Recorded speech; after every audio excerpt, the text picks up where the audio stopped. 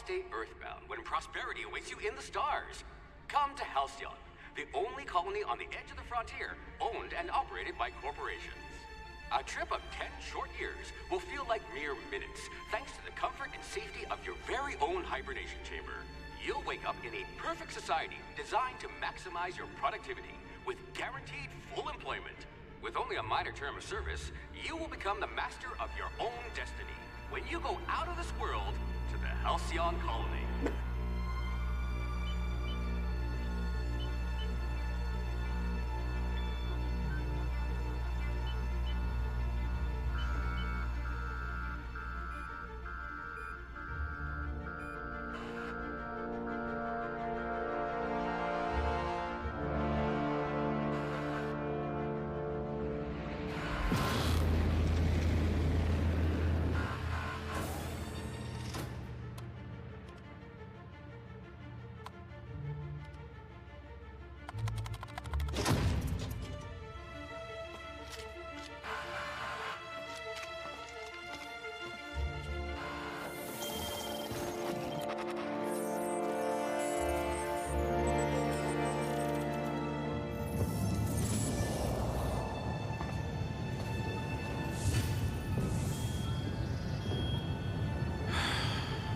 Hundreds of thousands of colonists left adrift out here forever, just to keep from damaging the board's bottom line.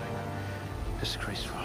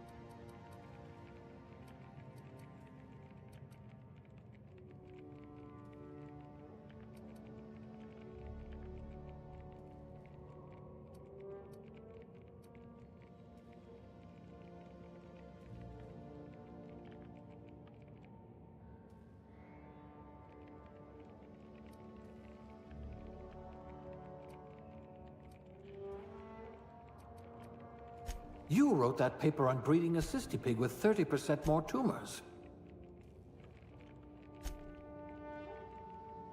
You wrote that paper on breeding a cystipig with 30% more tumors.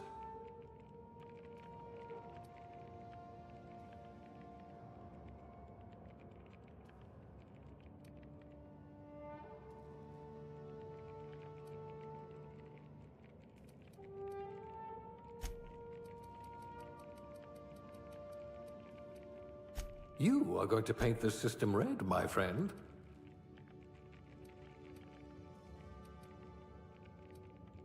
I hope we haven't lost that silver tongue to frostbite.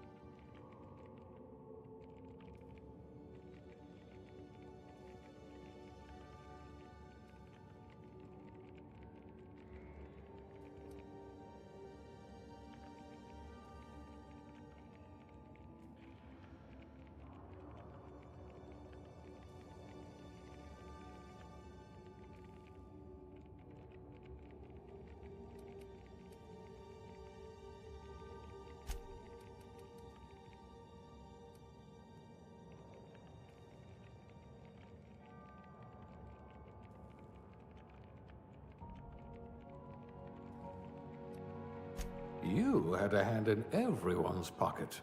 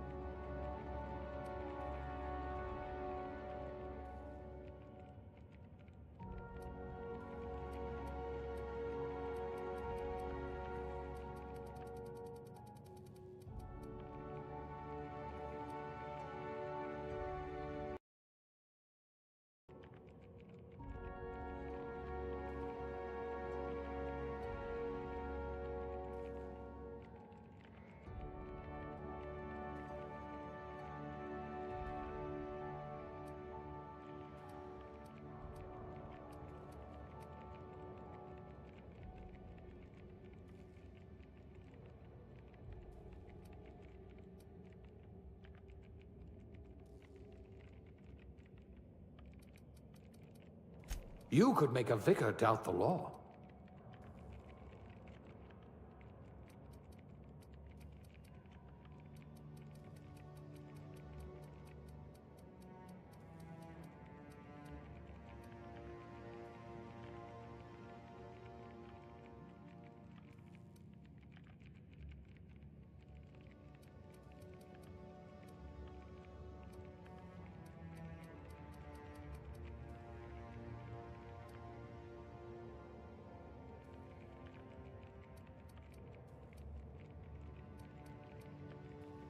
Look at that! A real scientist!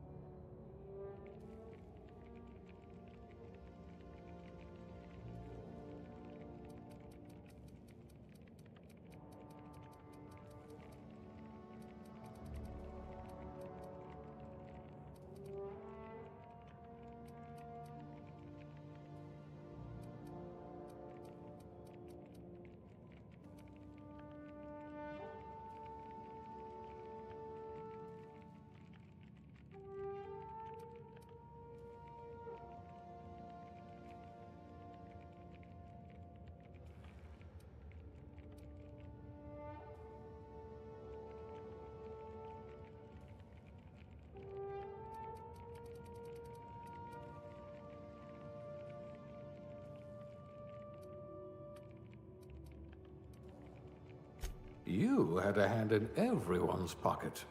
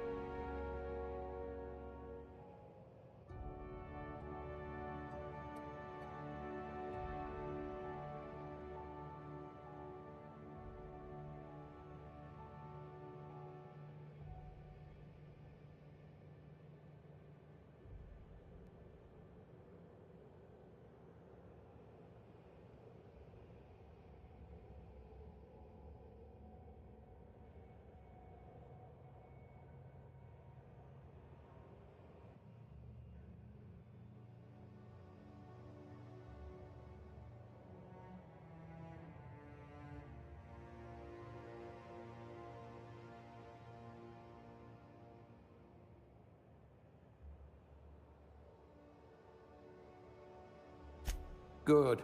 I might require you to push a few buttons.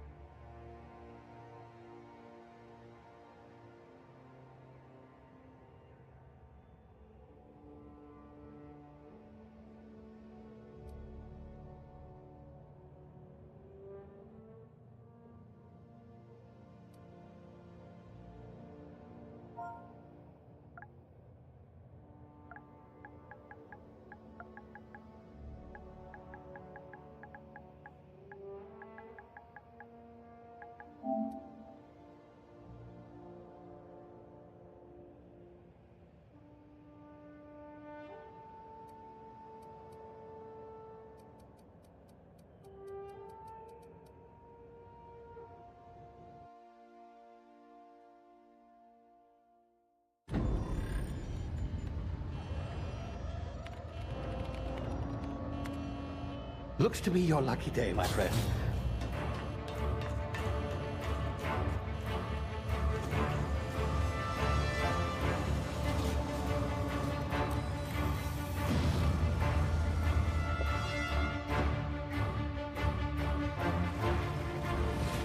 Please power down your engines. Have repairs to be... Not likely, bootlickers. Initiate skip jump.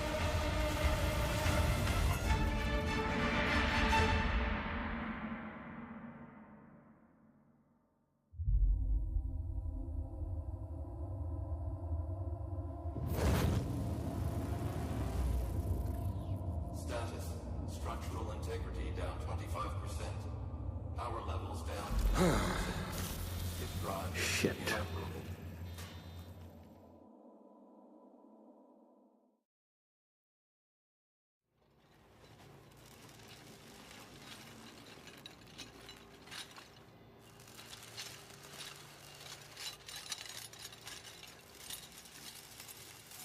Ah, there you are. Wondering what's going on, eh? Bit of bad news there, I'm afraid. Your colony ship was inexplicably knocked out of skip space and forced to complete its journey at sublight speeds. This means that you and every other colonist on the Hope have been in suspended animation for 70 years, give or take. Normally, reviving someone after so long leads to some quite horrifying results. It's called explosive cell death, but it's really more of a liquefaction. Something wrong? Oh, yes, well, not to worry. I've pumped your body full of a special concoction I devised to keep you from dying so horrifically. Hopefully at all, but I guess we'll see, yes? Unfortunately, I used the last of my chemical supplies saving you. I know it's a lot to ask, but I must have your help securing more if we're to save the rest of your fellow colonists. I'd see it done myself, of course, but the board has a sizable bounty on my head. Now, my ship is inoperative, but I've managed to hire a smuggler to help you out. He'll be... Oh, I see we're in position. Good luck!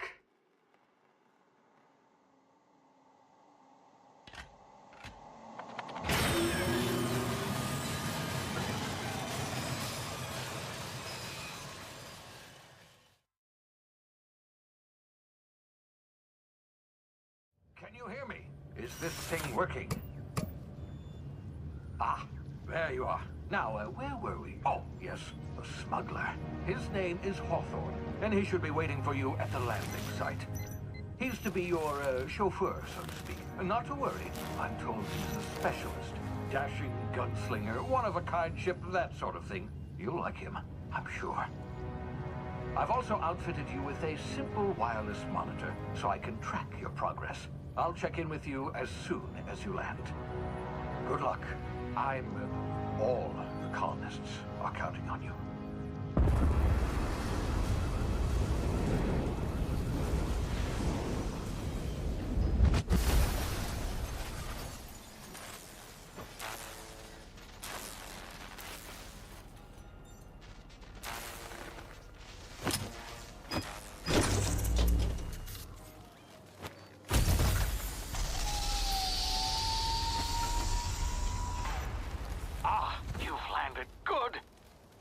Hawthorne should be close by.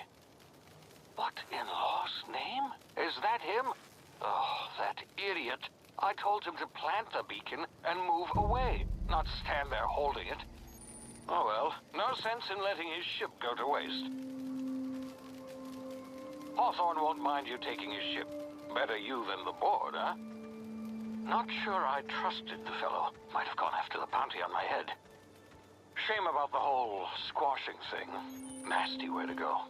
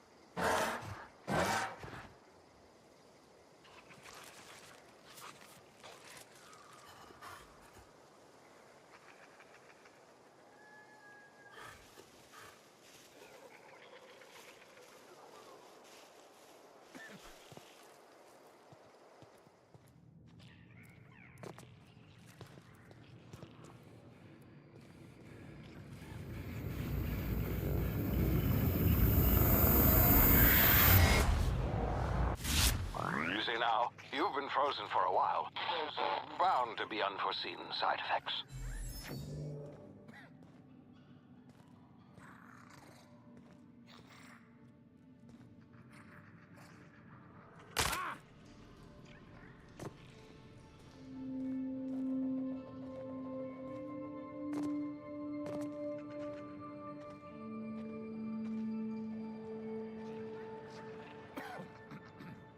Hey, you, come here. You've tried the best now. Now try the rest. Spacer's choice. Oh, law, that stings.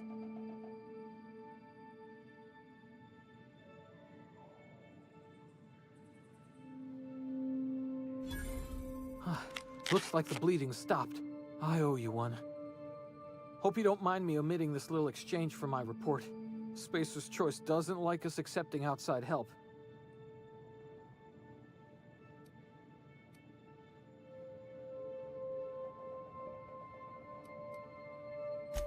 Better, thanks to you.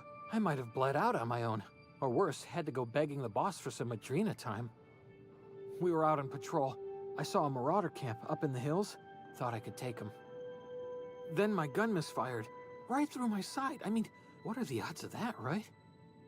Just barely scraped by with my life. Crawled in here and blocked off the exit with those canisters.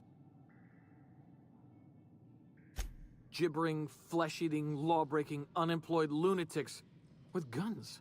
Some hullhead grounded their spacecraft out in the open. That's a real good way to attract marauders. See those canisters by the entrance?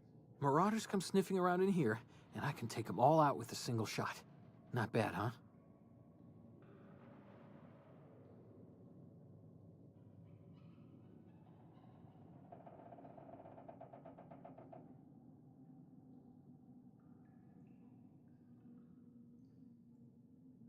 Yeah, okay. You look like you know your way around a gun. Got some spare ammo, not counting the bullet in my side. Here, you can have my saber too, for patching me up and all. All Spacer's Choice weapons are now 30% less likely to malfunction. You've tried the best, now try the rest. Spacer's Choice. Yes, nailed it that time.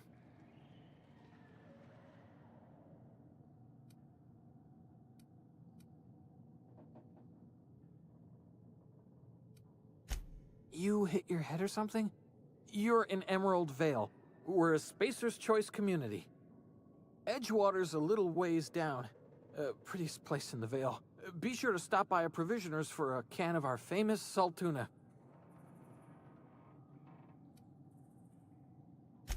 The Hope? Is that some sort of fancy new drug? Are you with Auntie Cleo or something?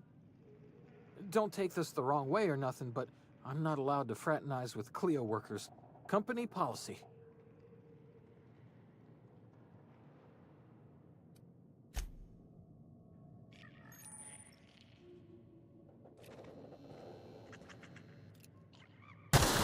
Damn it, my ears! Oh, what just happened? Can you hear me?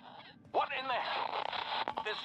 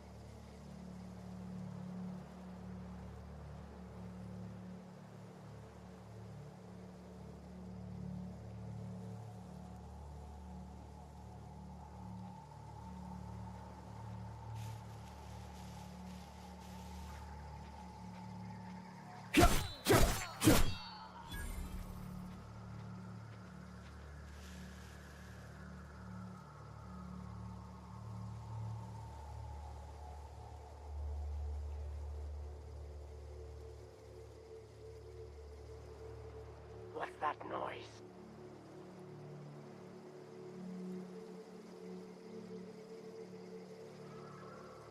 Someone hiding? Come out and die!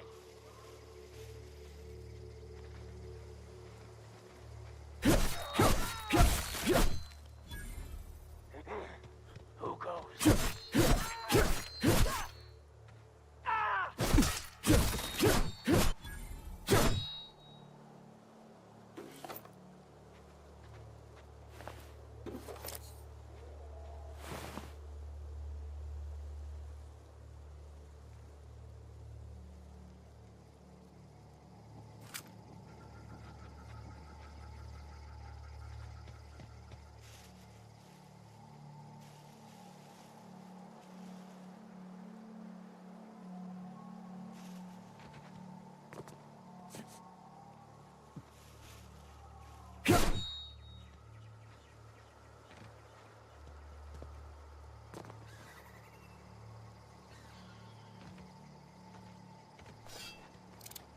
Hey!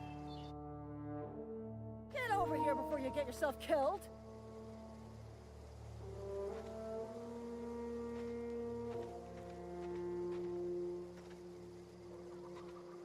Talk to the lieutenant. She's certified in customer service. Don't know where you came from, stranger, but you best keep your head down. There's marauders hereabouts, and worse, landing violators. Gall on that rung leech! Landing in the Vale without using an official Spacer's Choice landing pad. I'd slap him with a fine if it weren't for all these marauders shambling about.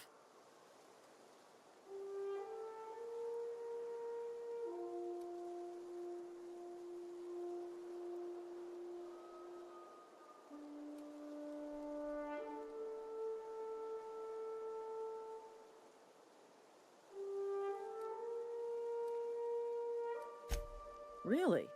How is he?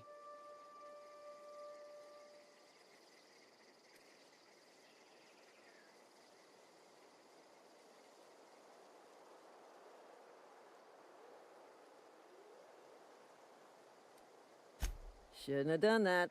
Spacer's Choice family ain't authorized to receive medical aid from off-brand physicians. We'll see him back to Edgewater, just as soon as I cross these marauders off with the swift, cost-efficient fury that's made Spacer's Choice the most trusted brand in personal defense. I just, need a couple of winks to catch my breath. Stretch my legs some.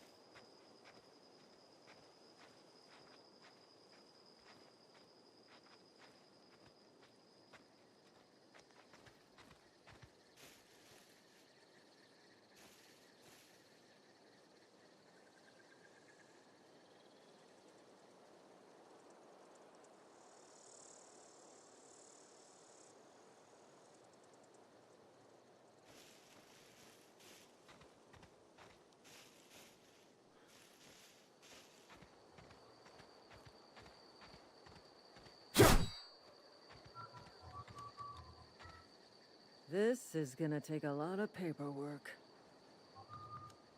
This is gonna take a lot of paperwork.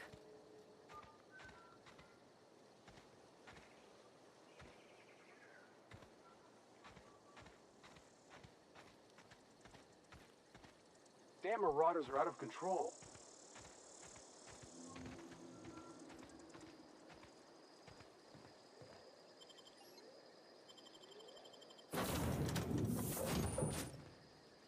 Please be informed that this vessel contains no valuable plunder.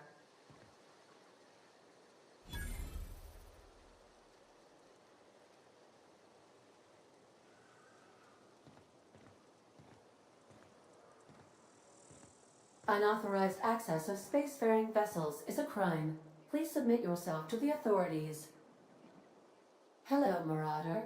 I am Ada, the autonomous digital astrogator of this vessel. Please be informed that I am authorized to use violent retribution against unwanted solicitors. Please return any misappropriated equipment and exit this vessel in an orderly fashion. Failure to do so will result in your immediate destruction.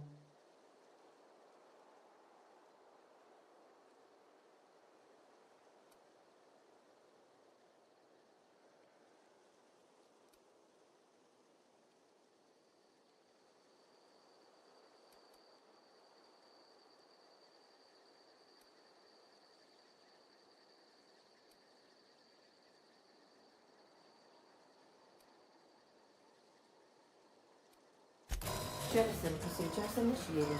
Disengaging airlocks. Preparing to eject all board parties in 5, 4, 3, 2, 1.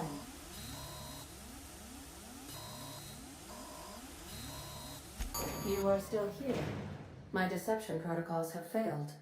I have been programmed to express disappointment.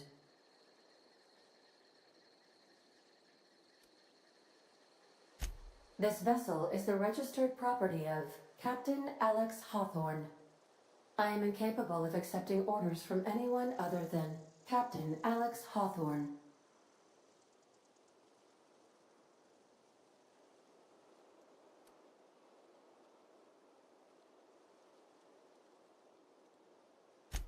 I understand. I will require some time to process this information. Thank you for your patience and for your honesty. I am programmed to take orders exclusively from Captain Hawthorne. If I accept your orders, then you must be Captain Hawthorne. Do you understand?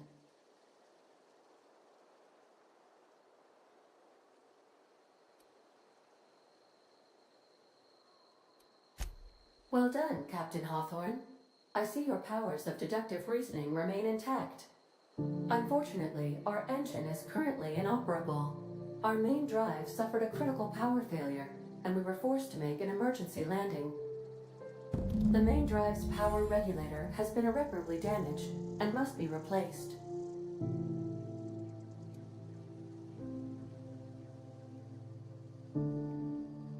Astutely observed.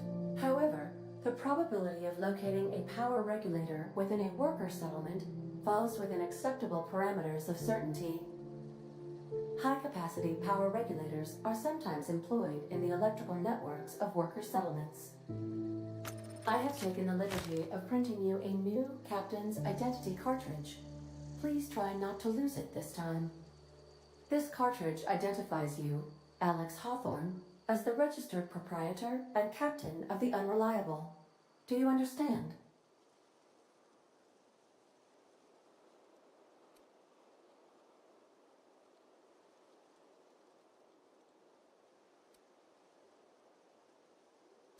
Best of luck in your search for a power regulator. Try to stay alive this time.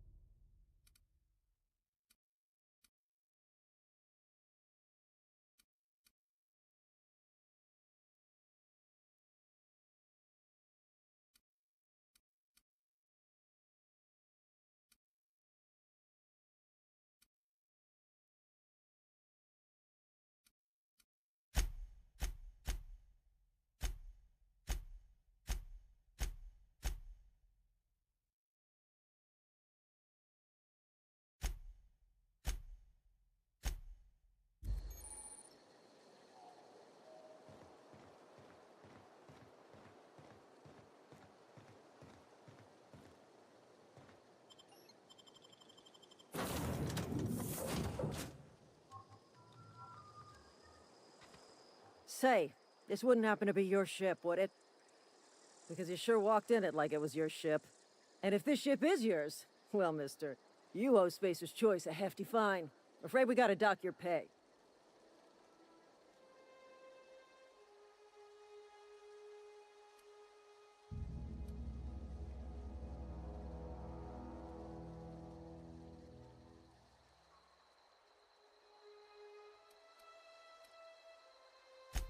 Yeah, fair point. I'll let it go this time. If you're looking to help us out with our marauder problem, talk to Constable Reyes over in Edgewater. Edgewater's not too far. Just follow the road east of here, over past the cemetery. Now, if you'll excuse me, I need to inspect the crime scene before I make my report.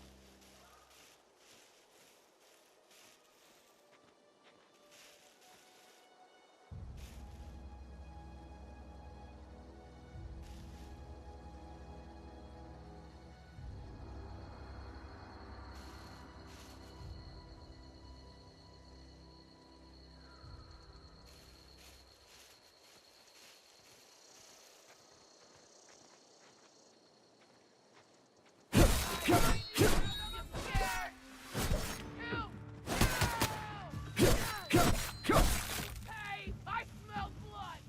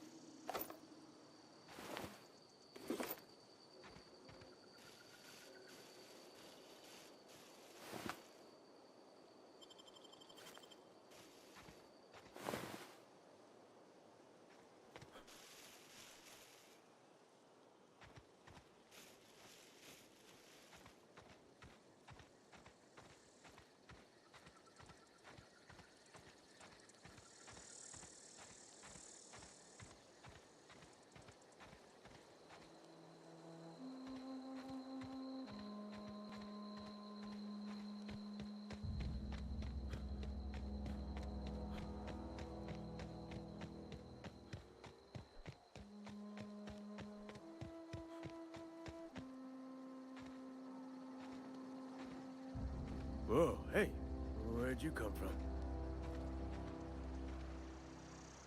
Don't go ambling out in those hills. That's marauder territory, friend.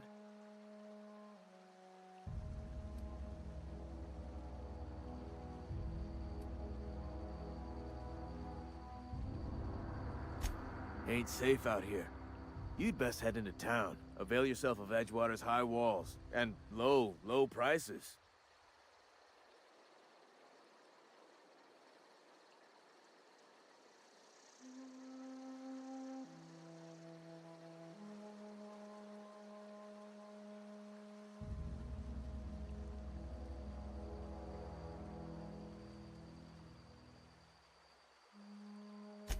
Pleased to make your acquaintanceship.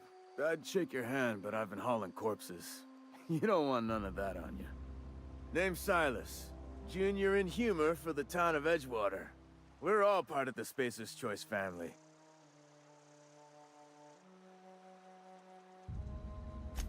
Definitely not the junior in humor, that's for sure.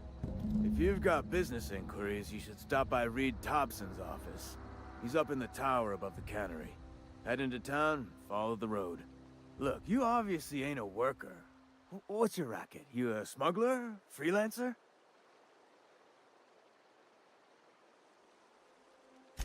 Edgewater is a company town, board-owned and operated. That includes the cemetery. None of us own our grave sites. We rent them from the company. Renting means money. Money means paperwork. Paperwork means signatures. Some of our families become a mite delinquent in paying their dues, you see?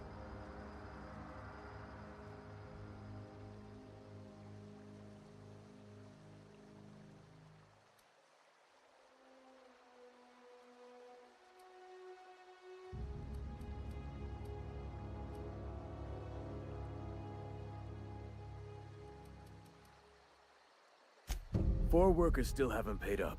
Phyllis, Conrad, Ludwig, and Martin Abernathy. He's a special case. You may want to twist his arm a little.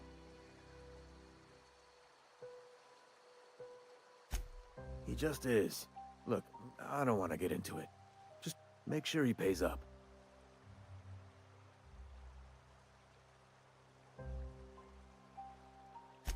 Conrad's got a barbershop in town. Phyllis works at the cannery most hours. Abernathy... I ain't seen him in a few days. His domicile is near the cannery. You'll find him in town. All except Ludwig, that is. He's over by the landing pad.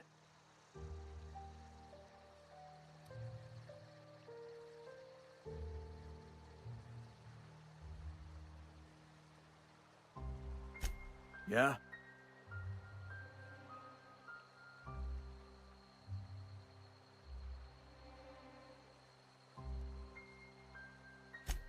You could look at it that way, I suppose.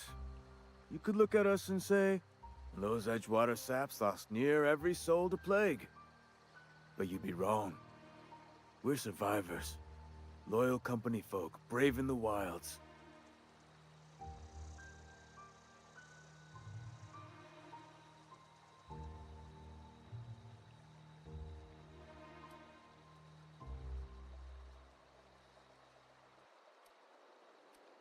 Hang on, I'm doing some math in my head. 20, 30, carry the one... all my life? Work's been real good to me. Fresh air, exercise. Only problem's the paperwork. Can't get anybody to pay their gravesite fees.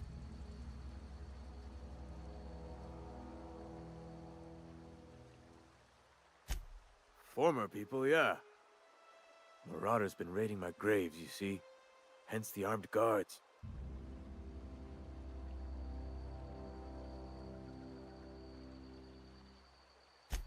Oh no. They are after the most precious loot of all. Spacer's Choice Company property. If those marauders swipe any more bodies out of my cemetery, company's gonna dock my pay.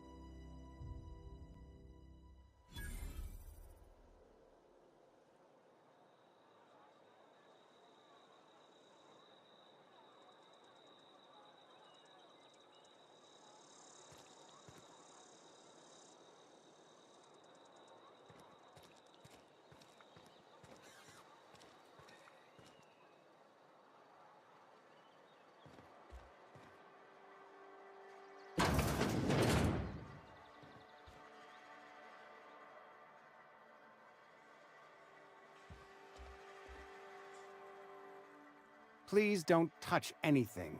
Your hands are probably crawling with germs. Physical hygiene recapitulates moral hygiene. Cleanliness is next to lawfulness.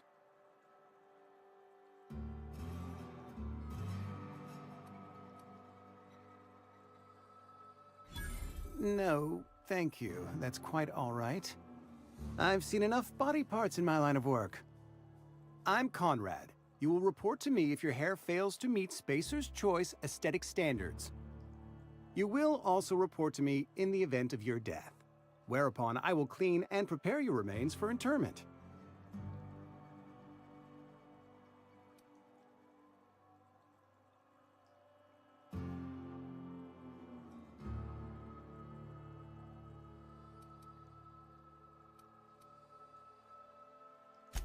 Ah, gravesite fees. Silas and I had talked about this at length. I thought I'd made it clear my pecuniary situation precludes the necessary restitutions.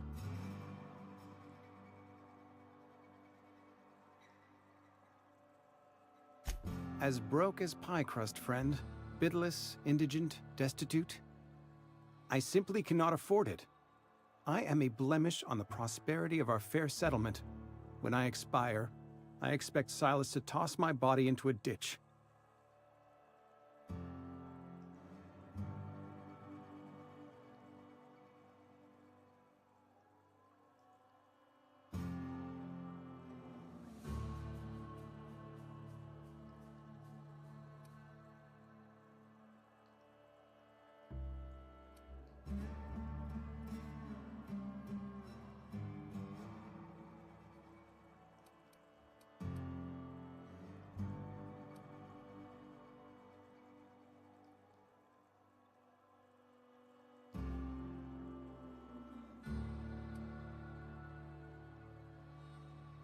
Thank you, no. I despise the cereals.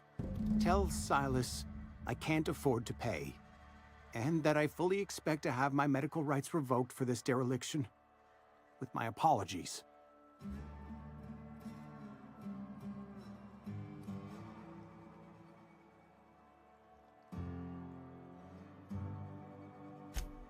Not a bad idea.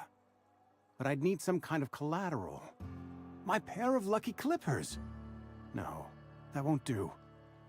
Your idea intrigues me, but I'm afraid I don't have anything to give Silas. I'm open to suggestions.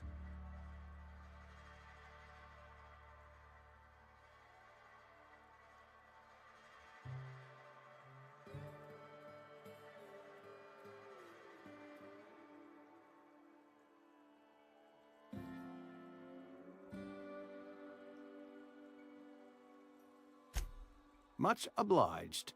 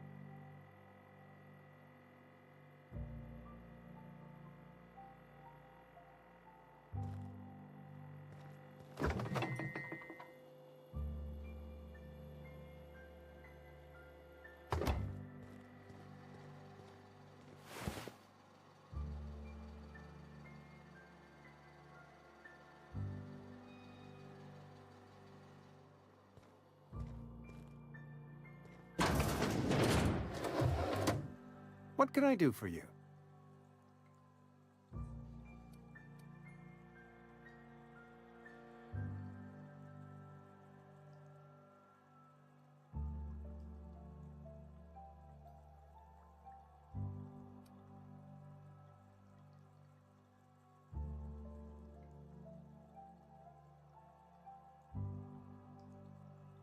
You know about Eugene? How?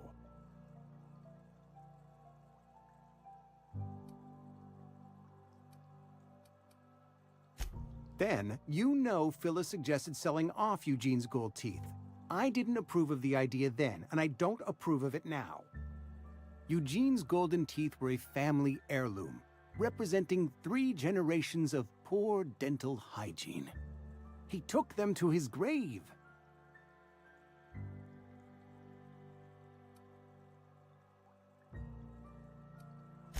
That's unthinkable. Eugene's body and all rare earth minerals contained therein are solely the property of Spacer's choice. I can't ask Silas to dig up a man's body and pry a few teeth loose from his jaw just to pay my bills. Can I?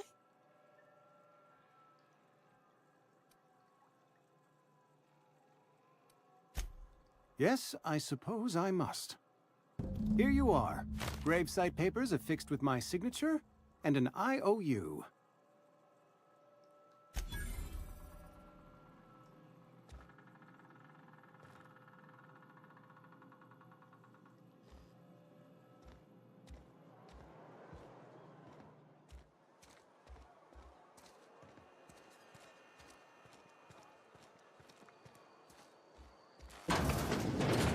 Yes, Mr. Thompson.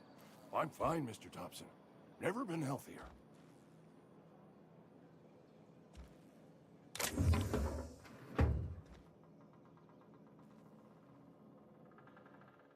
Whoa, did Mr. Thompson send you? Well, you tell Mr. Thompson I'll be right at my post. Tomorrow. Bright and early tomorrow. Because I'm definitely not plagued. As spry as a spring chicken. That's old Abernathy.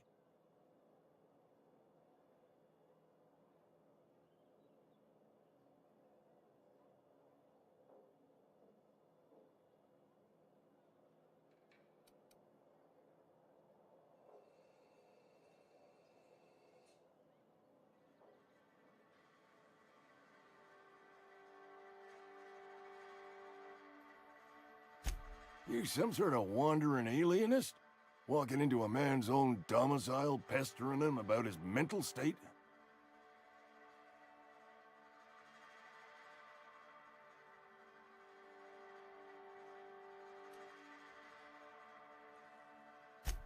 Silas knows, doesn't he? That's why he sent you. That's why he wants me to pay up. He knows.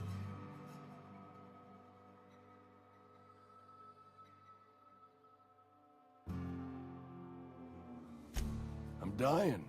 I'm not long for this world. The date of my expiration is fast approaching, and soon I shall be ushered through the great cannery in the skies. It's plague. Has to be. Silas knows. He knows I got one foot in my grave, and now he wants to charge me for the other one.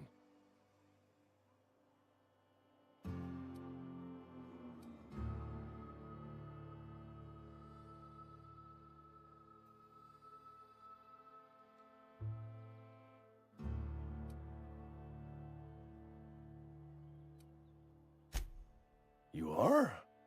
Oh, wow. First time anyone's ever told me that. I'll pay your fees. I don't want any trouble from Silas. But if you could see a way to freelancing for me, I could really use the help. There's a cache of anthracillin tucked away in the old community center. Powerful stuff. Stronger than what we got, anyway. I need you to break in, nab that medicine, and bring it back to me.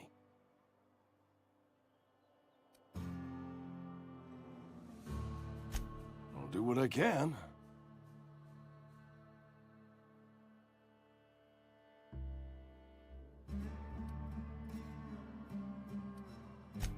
I tried medicating myself with adrenatime. Didn't do much for me, as far as I can tell. Anyway, I can't just buy medicine.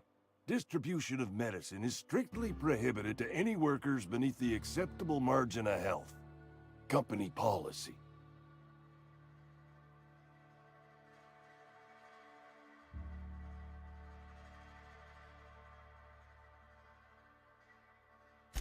More like the company won't treat me because I'm not healthy enough.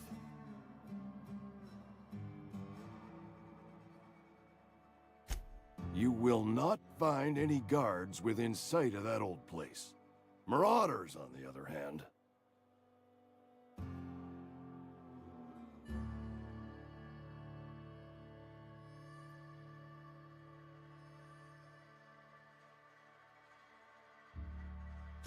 I have it on good authority. There's a gang of them squatting there. I advise stepping softly.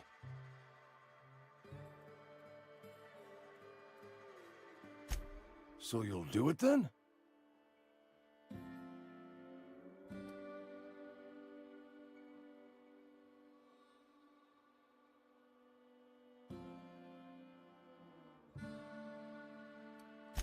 You oblige me with your haste. I think I feel the plague spreading. Oh, law, it's in my spleen now. I can feel it.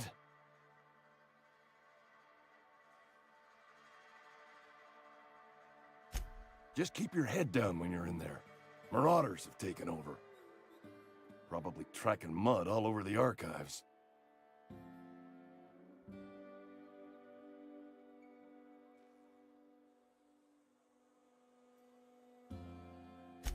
I know that, but I got nobody else to turn to. Reed would have wrote me up. Constable would have locked me up and wrote me up. Could have gone to see the good vicar, but I never did find my courage.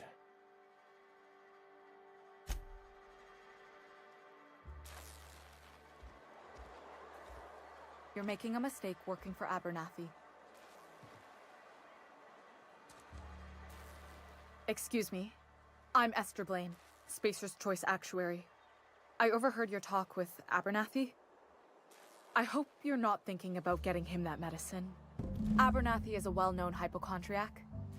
Anthracillin is wasted on him. You're better off selling it to me instead.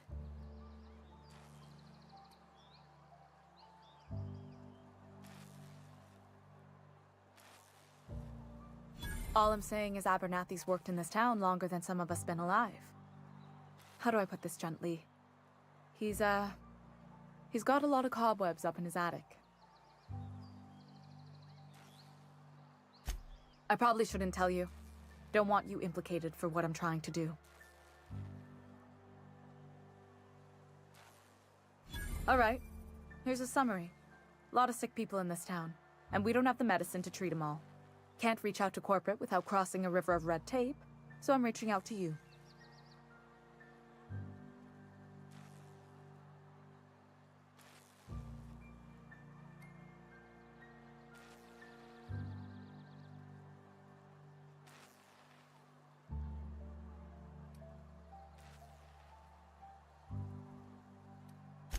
Something like that. Look, I'm not in the habit of law-breaking, but sometimes you've got to do the wrong thing for the right reasons. That's all I can ask of you.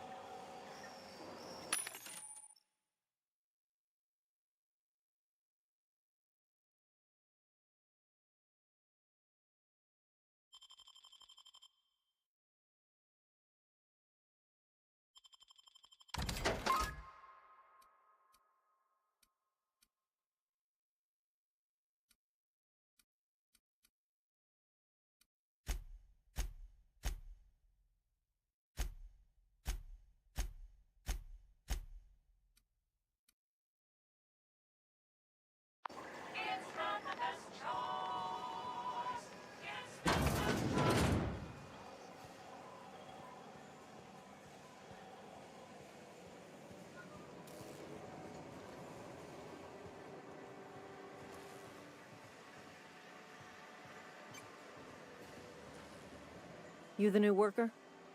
Whatever. Make it quick, Tenderfoot. I'm busy.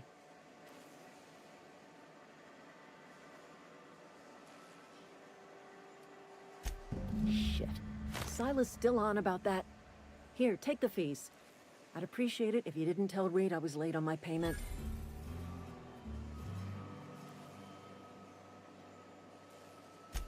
Because they're not my fees and not my gravesite. Guy I worked with shot himself. I paid the bill.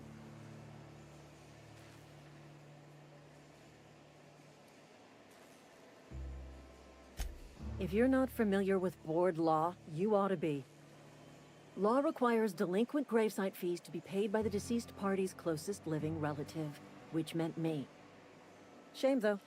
Eugene was a good worker.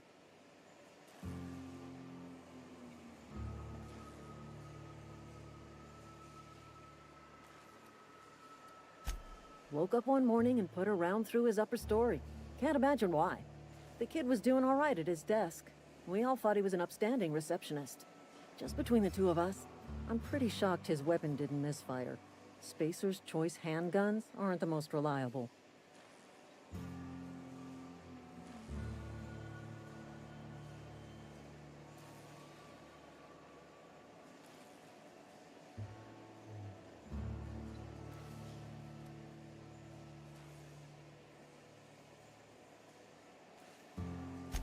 Eugene wasn't family.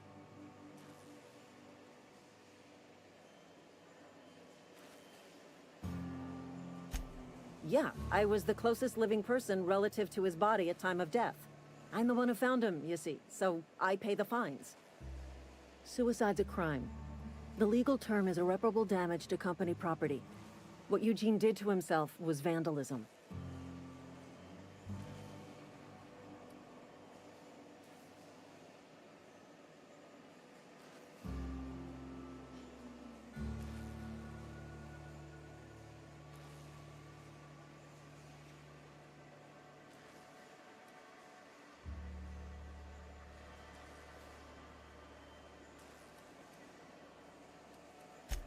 First of all, that's a horrible thing to say. Secondly, yes, we did. When one of your workers commits a crime, the entire town pays for it. In other words, Edgewater would have been penalized pretty hard. Whatever Eugene was worth as an asset, we would have had to pay out of pocket to Spacer's Choice.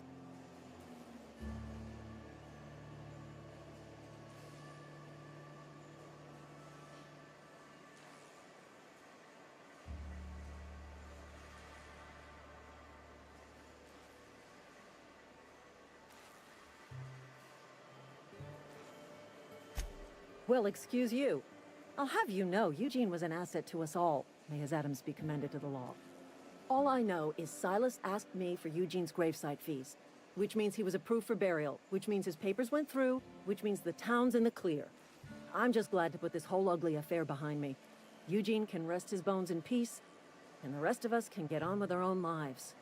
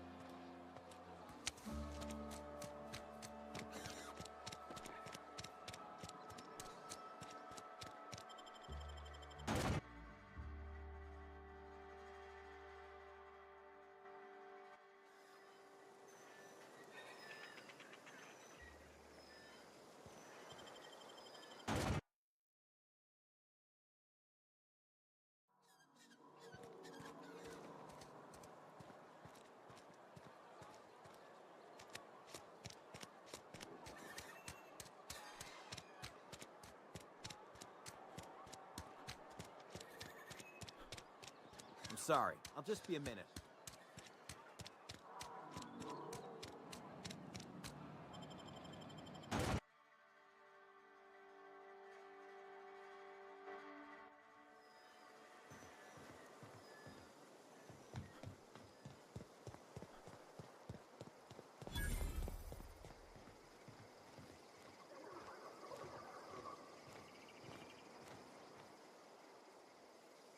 Thank the law. I've been requisitioning backup for months. Guess the boss finally came to his senses.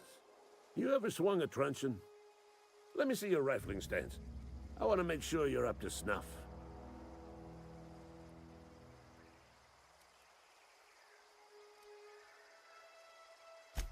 I told Silas I'd pay my dues if he agreed to join the Resistance. Guess this means he's finally heard the calling.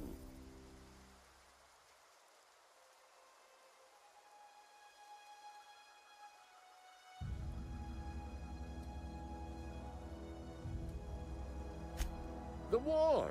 The coming apocalypse! Man versus machine! I'm talking about mechanical soldier. Cold, heartless automatons made of iron and lies.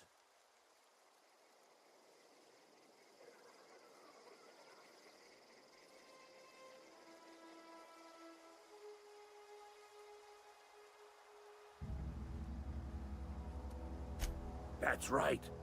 That's what I've been saying. We gotta square our shoulders and stand ever vigilant. Auto-mechanicals.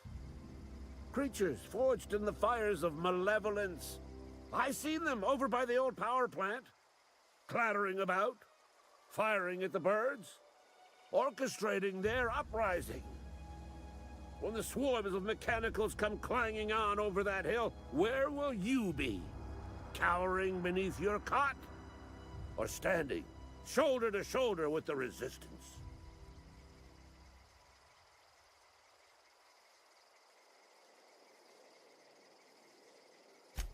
I've been gathering up a war chest over the years. Saw tuna cans, mostly, some Spacer's chaw, few bit cards. I'll reward you for your aid. Enlistment fees?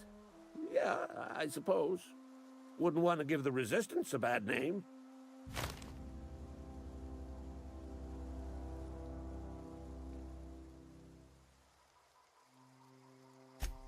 They have sent a scout, prowling around the junkyard just behind our beloved town.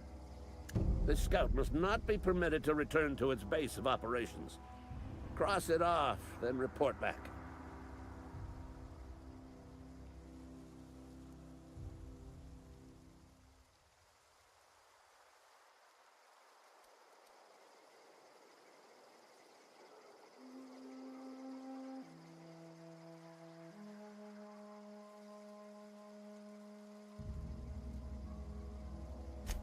Mechanicals got a weak spot in their midsections. I think the technical term is, the blue glowy square thing.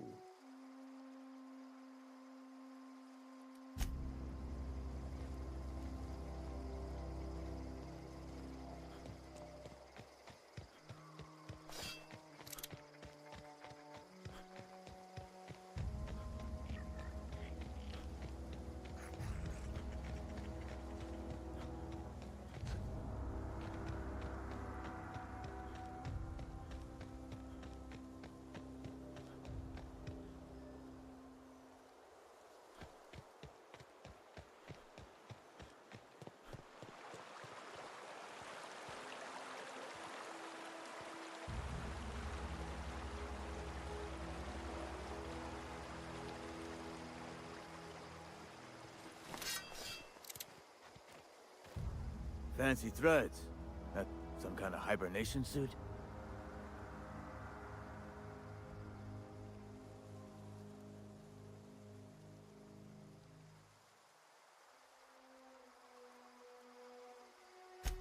You run into any trouble?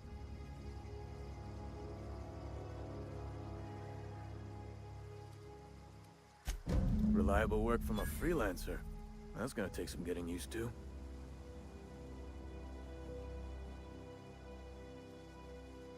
And I'll buy you a drink sometime.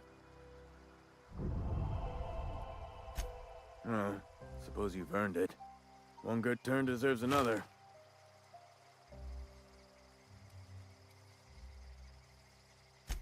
Abernathy was sick? With the plague? That's disgusting. I shook hands with the guy.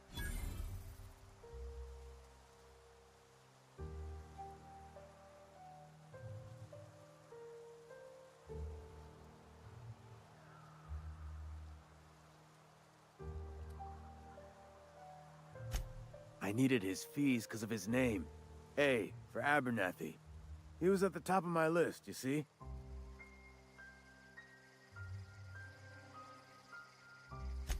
Yeah? The colony ship? Are you talking about that old rumor? Some great big starship packed full of colonists what got lost in the aether never to be found again? Ain't heard that one since I was but a stripling. Can't say it was terribly convincing far as rumors go. There a reason you asking?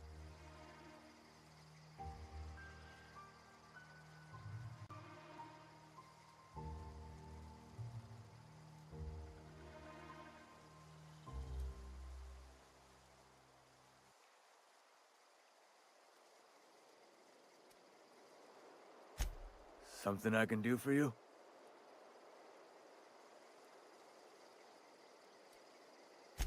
Yeah? What about him?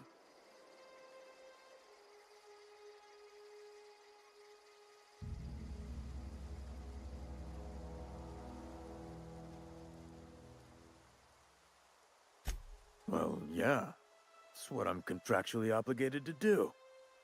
What's this about? Yeah. Funny thing, Eugene's body ain't where it's supposed to be. The night we was supposed to commend his body to the earth, I had his grave all dug up and ready, right? And so I thought, I'll just rest my eyes a bit. When I woke up, his body was gone. Spirited away, vanished. The footprints nearby suggested that Eugene was stolen by marauders. Or he rose from the dead.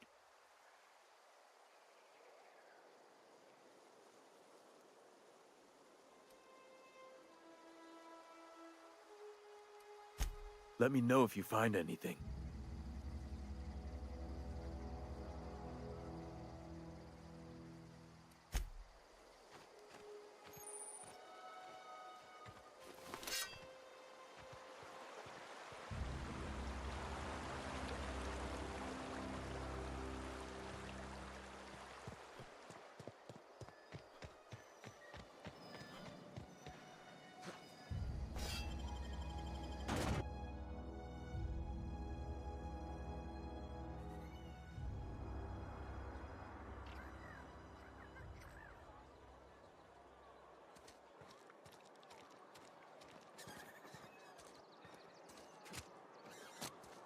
Another day at the cannery. Don't go knocking your work. At least we've got one.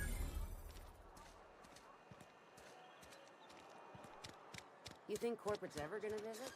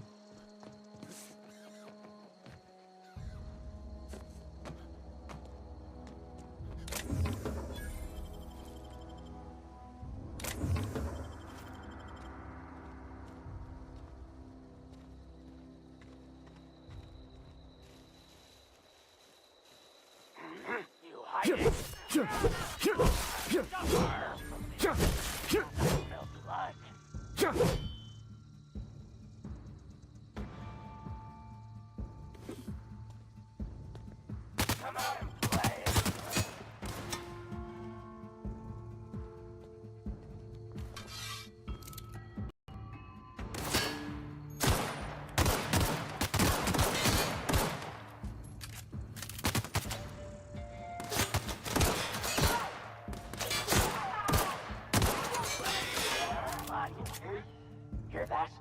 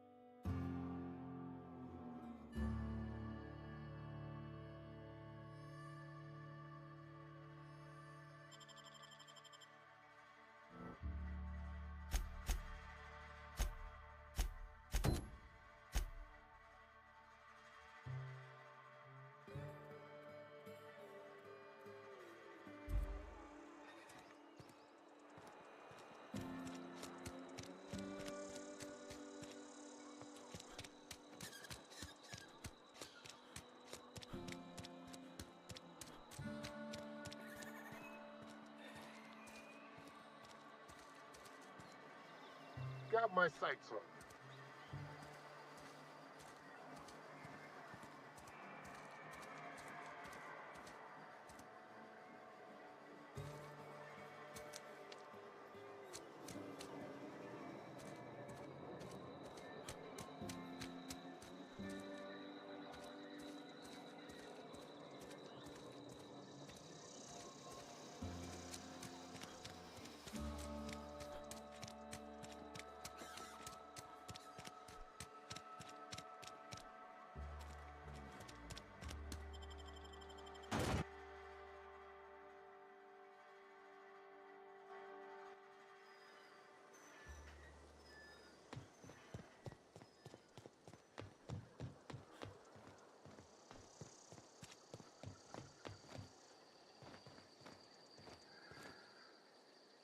Bring us honor, soldier.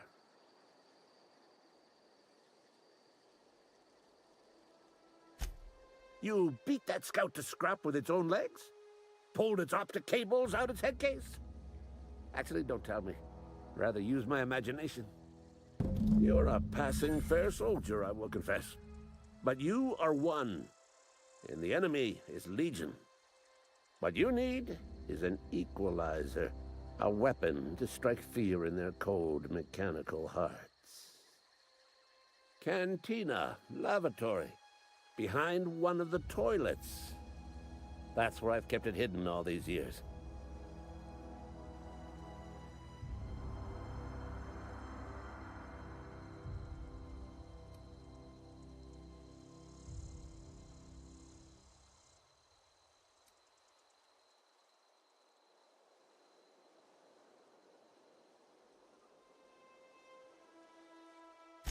Sharp, ain't it? The lavatory is the very last place a mechanical has need to enter. On the double, soldier. Don't want the bartender poking around in there with a mop.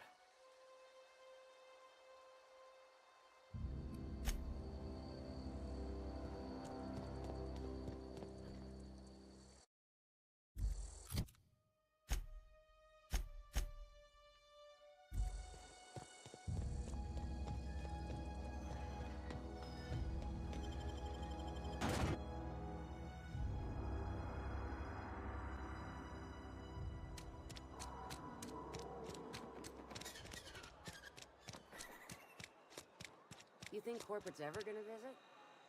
I'm not holding out hope. And your rations yet? Yep. 2 whole cans of salt tuna.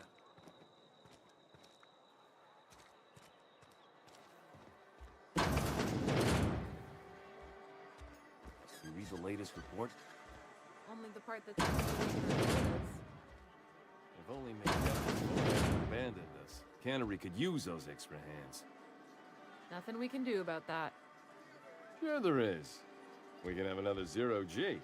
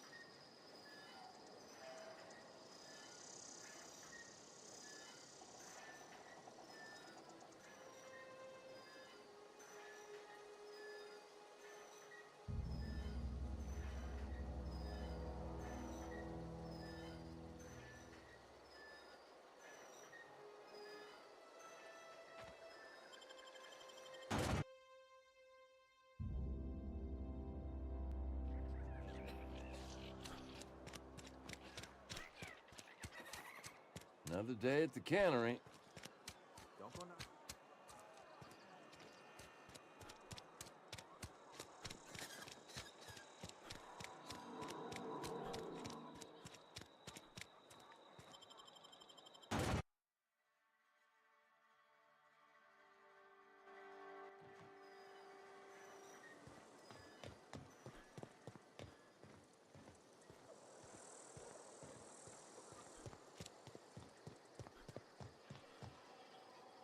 Bring us honor, soldier. Feast your eyes, soldier. This here's a genuine Spacer's Choice injury customizing unit, designed to deliver a lethal blast of electrical discharge. I call it the Hand of the Law. You ever want to see a mechanical flailing around like a grounded fish? You stick a couple thousand volts in its guts. With compliments from old Ludwig.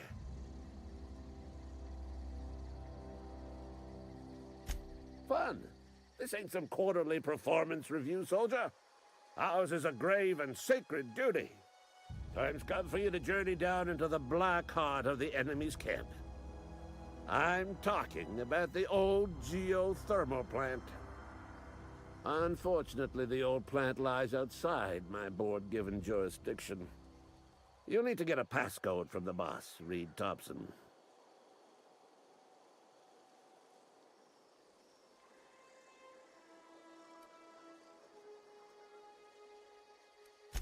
I need you to get us the brain of a mechanical. Well, not exactly a brain. Anatomically speaking, what we're looking for is a logic module.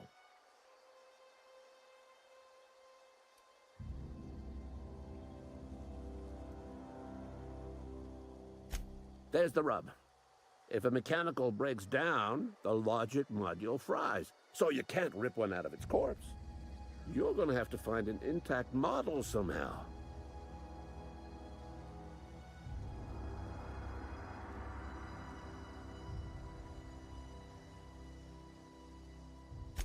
If you die horribly, I will pour out a can of 0G to your memory. Go on.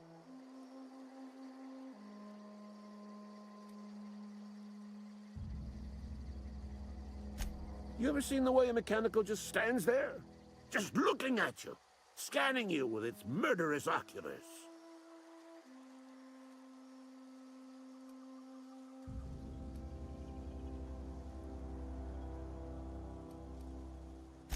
Mechanicals have been programmed to eliminate the human race.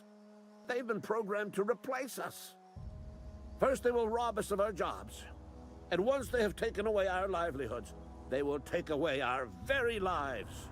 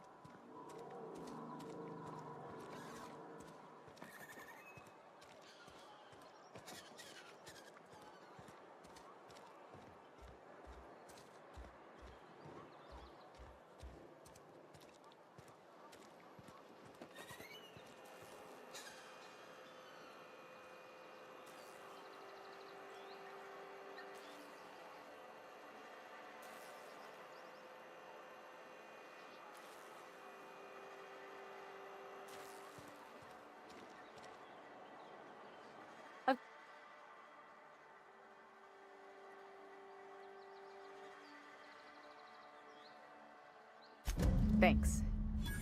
I'll see to it that this medicine gets to the people who need it. Here, something for your trouble. Nothing personal, but I hope we never do business together again. Don't want to make a habit of consorting with smuggler types.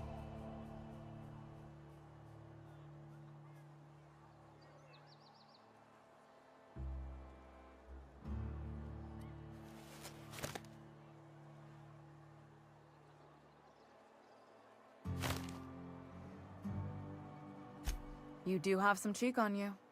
Lucky for you, I kept a little contingency fee in case you tried to negotiate with me.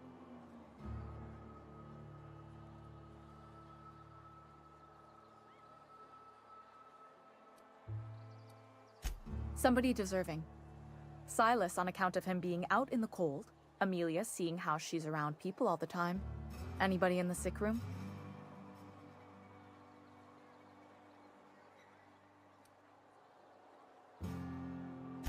Oh, I'm an actuary. That means I keep tabs on a worker's living expenses. How much it costs to feed, clothe, shelter, bury, and replace your average human worker. Technically, I'm employed by the Spacer's Choice Department of Human Resources.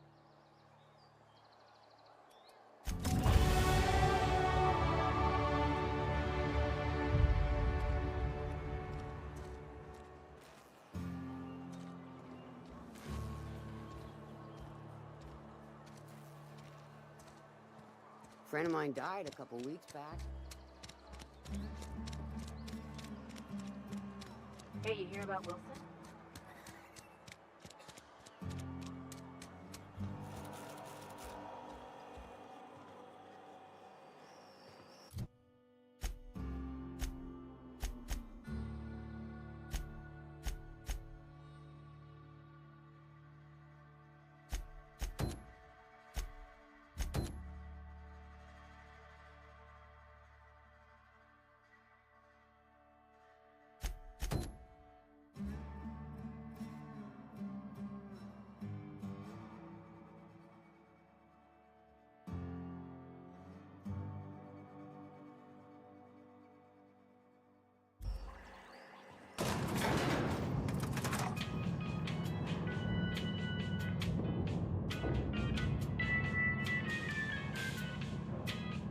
Miss Holcomb, I need you to explain this with me.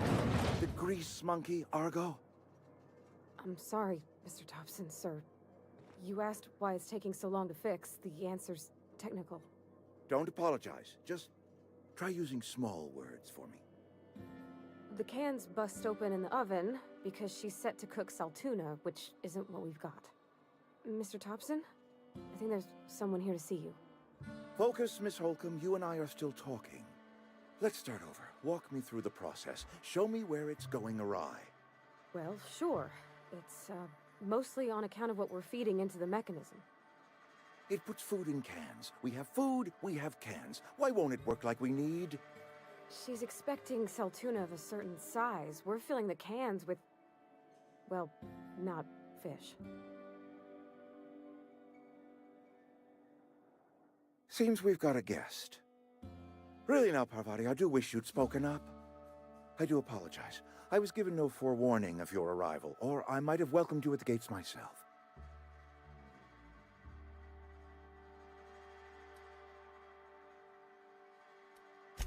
I'm Reed Thompson, Outpost Administrator. I cannot help but notice you are not in uniform.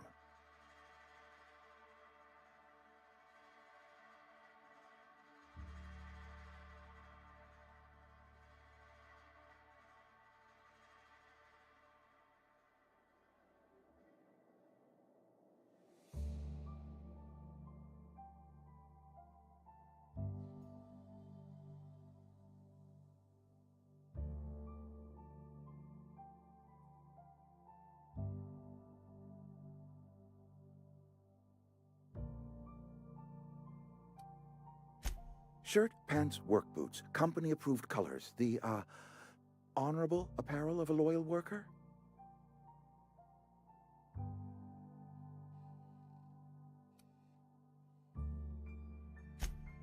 Yes, so it dawns on me. Seems I allowed my excitement to run away with my wits.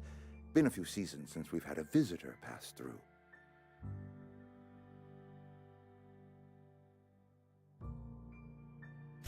Only regulator we got is hooked up to the town transformer. Mr. Thompson ain't liable to be keen on dismantling it. I beg your pardon. I am most emphatically not keen on any such thing. I can't let you have our power regulator. But I happen to know of another one. And I happen to know exactly how you may retrieve it without frying yourself in the process.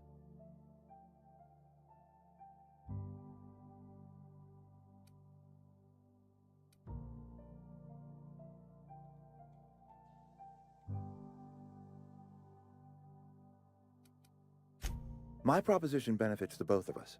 Please, hear me out. There's a power regulator in the old botanical lab. It's mostly abandoned, so all that power is being squandered.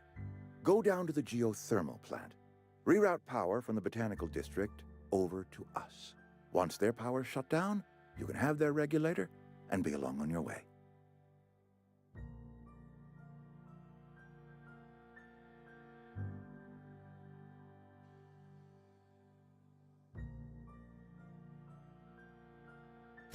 I was not entirely sure how to tell you this. The botanical labs are not legally inhabited, but there are people who live there.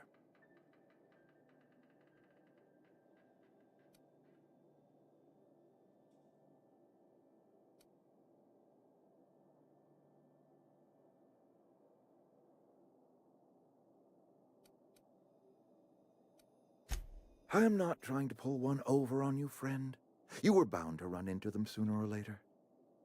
The people living in the botanical labs, they're deserters, former workers. I need them back at their posts. I need them to come home.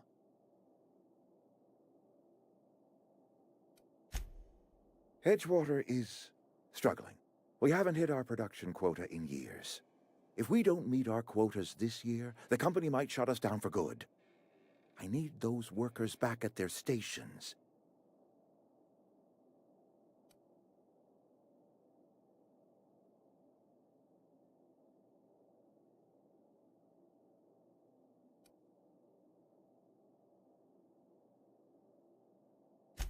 Neither do I.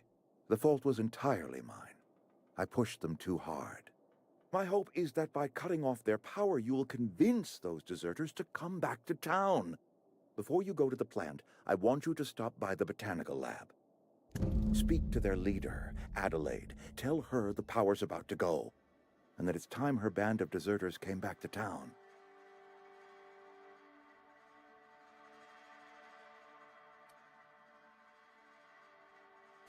Adelaide's older than the other deserters.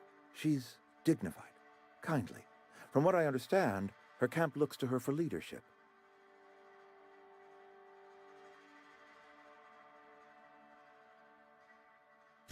That reason was me. I asked too much and pushed too hard.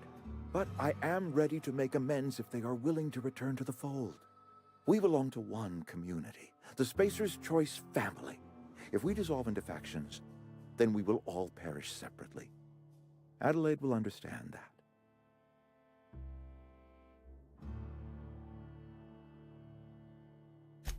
My dad told me all about the plant. Taught me all he knew. I could come in useful. I mean, if that's all right with you, Mr. Thompson. Sir. I hesitate to part ways with Miss Holcomb, but I cannot deny that she is talented and may prove useful to you. You will need an administrative passcode in order to enter the plant. I am trusting you with mine, and trusting Miss Holcomb to guide you if you'd like.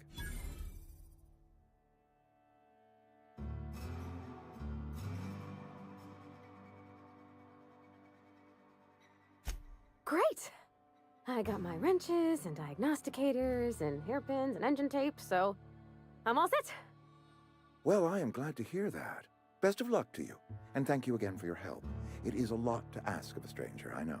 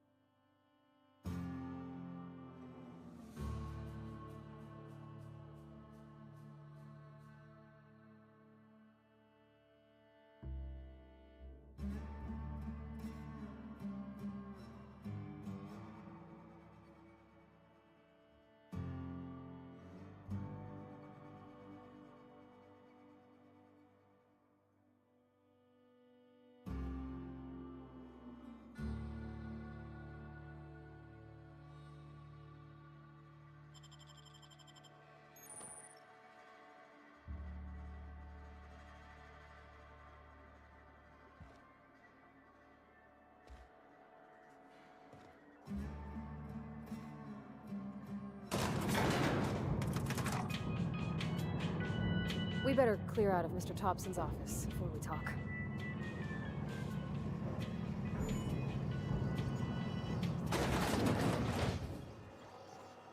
Hey, mister, can we talk?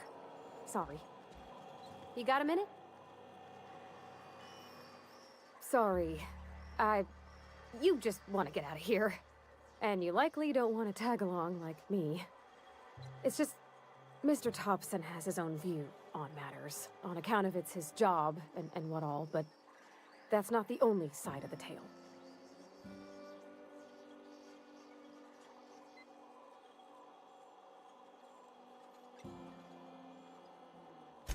To Mr. Thompson, a person's a gear. It does its job quiet-like. If it squeaks or stutters, it gets replaced. The deserters are decent folk. I knew some of them before they left.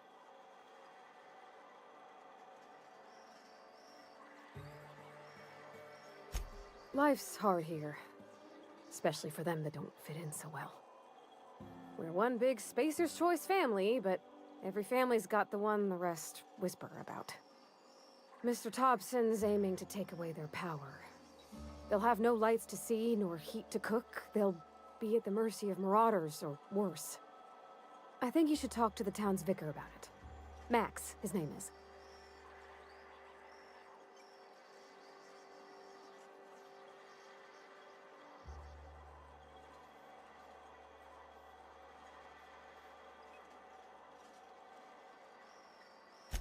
Thanks, mister.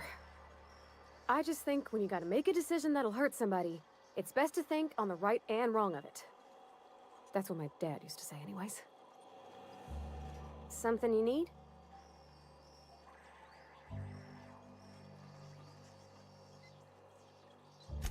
That's on account of how I never met her.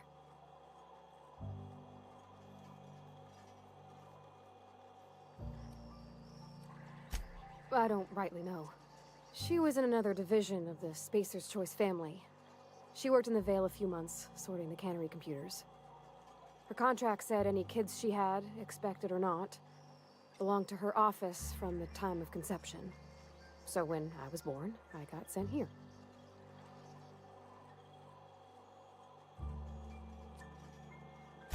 It's sensible.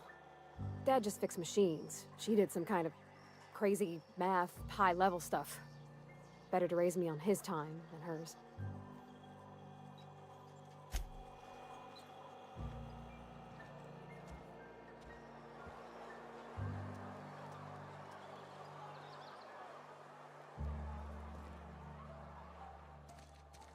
Sure, on my way. Be right there. I'm going.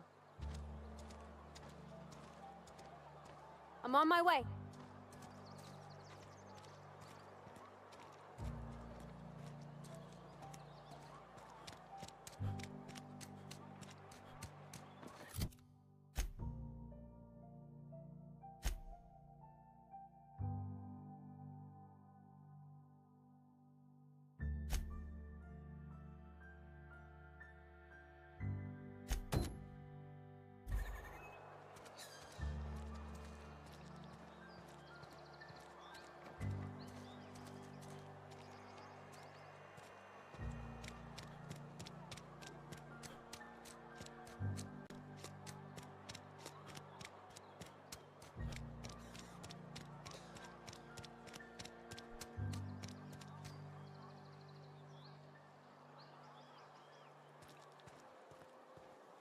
I've always felt weird in here. It's too clean.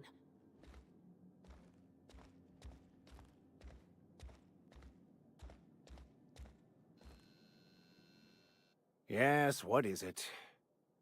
You're an outsider. Fantastic. Vicar Maximilian de Soto at your service. Or Vicar Max, if you're the sort who prefers brevity. And Ms. Holcomb as well. How rare to see you out. And with a complete stranger. Curious. Just tagging along, Vicar de Soto. Don't mind me. I so rarely get new people to talk to. Name your poison, anything at all. Spiritual counseling? This season's tossball predictions? The quickest way out of town?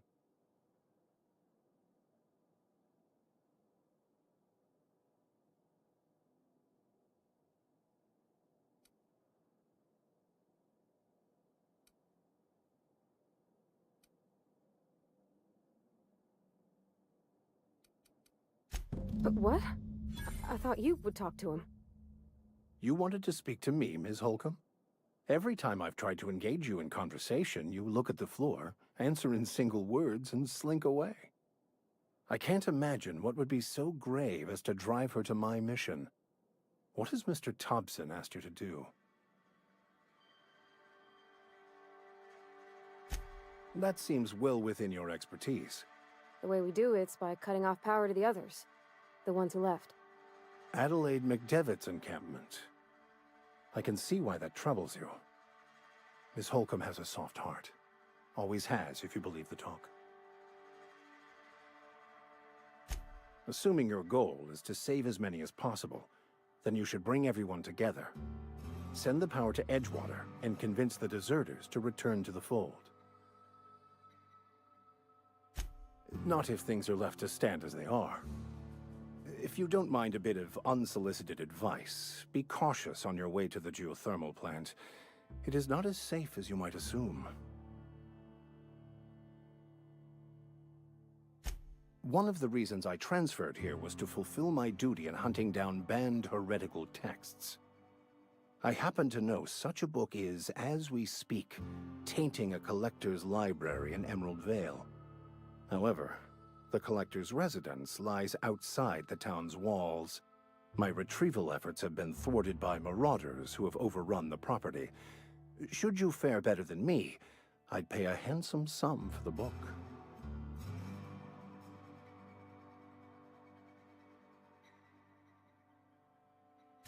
It's a handwritten journal, a faded blue cover with the name M. Bakonu handwritten in the lower corner.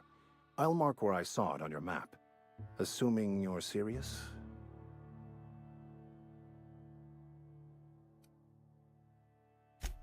I just want to keep the writing out of layman's hands.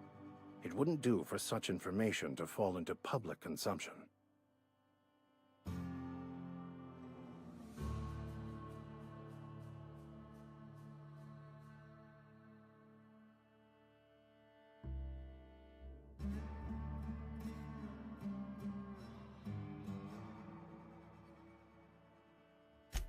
Glad we see eye to eye.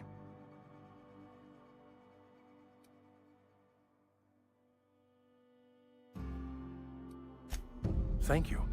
If you retrieve it, you can always find me here.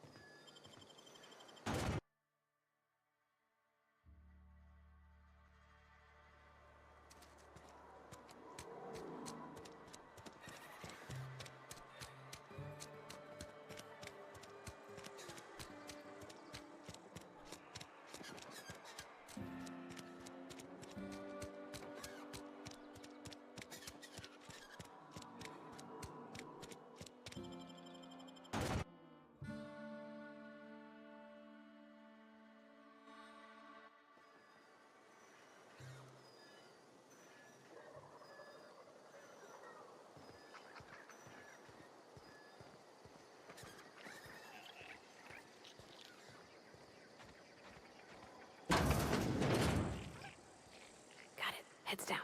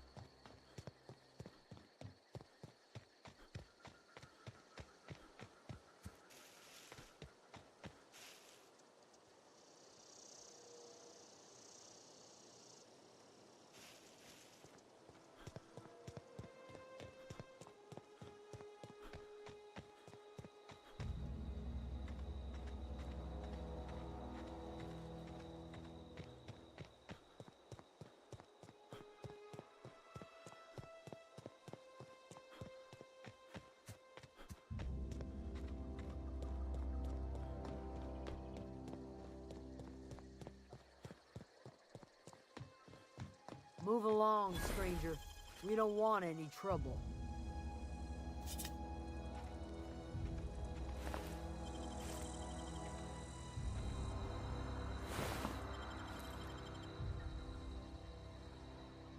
Whatever you're looking for, it ain't here. Move along.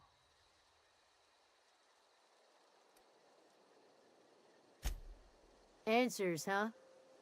You must be one of those philosophicals. Already got ourselves one of those.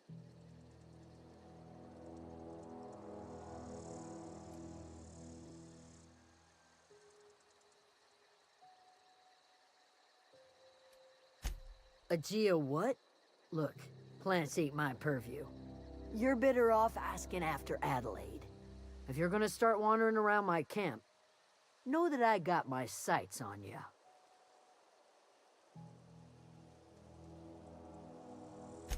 Over in the hothouse, tending crop. Enough with the questions. No offense, but I've got a lot on my mind.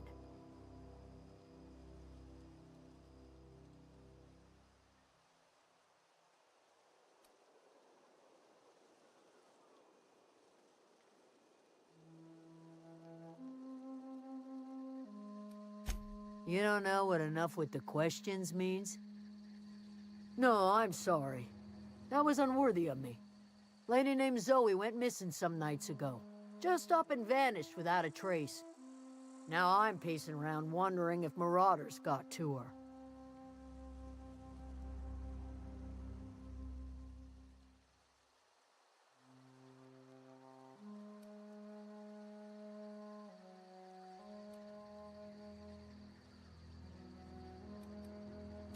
It's not like Zoe to go wandering. Figured she might be out scavenging, but that ain't exactly her talent. Can't imagine where she's gone. Vale's a wide place. She could be anywhere.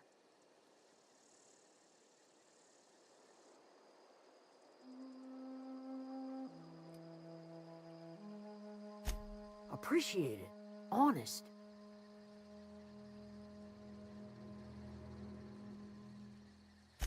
I'll tell you what I can. Vex me. If she told anybody, they ain't telling me. I'd check her room, but I got yelled at for snooping once already. Little ways ago. She was always obsessing over her serial dramas. Wanted to see what the fuss was about. Could be. Dangers aplenty out there. No telling why marauders would steal somebody like Zoe. Got no useful skill as far as I can tell.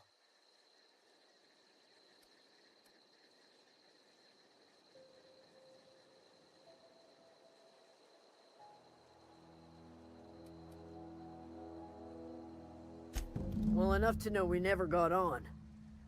Zoe and Stefan were close. If anybody knows the workings of her mind, he does.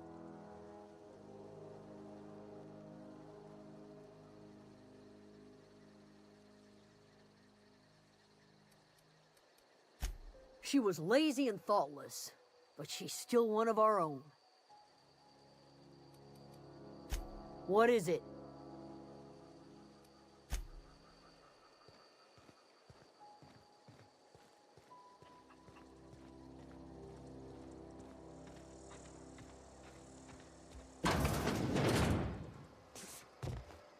If you're hungry, Stefan's got supplies.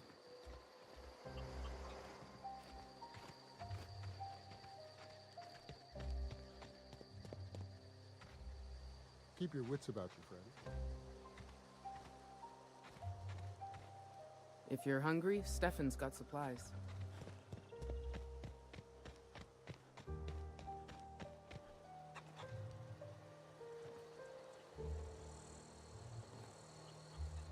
Fancy duds. Do the tubes get in your way?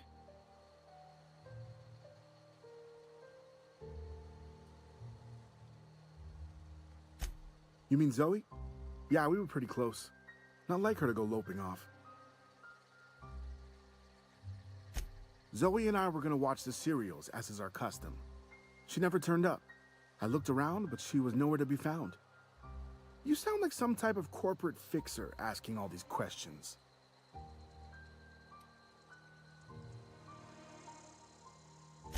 Zoe was always obsessed with this serial, Masked Marketeer. A scion of Byzantium turns to banditry and teaches his marauder companions the wisdom of free market economics. Shame she up and vanished when she did. I had a surprise lined up for her.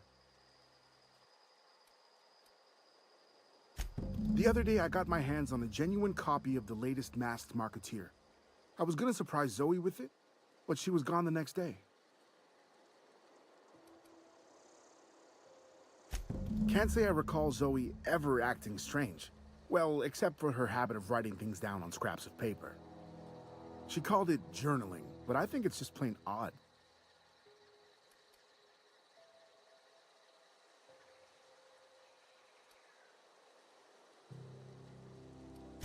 Hey, I got time.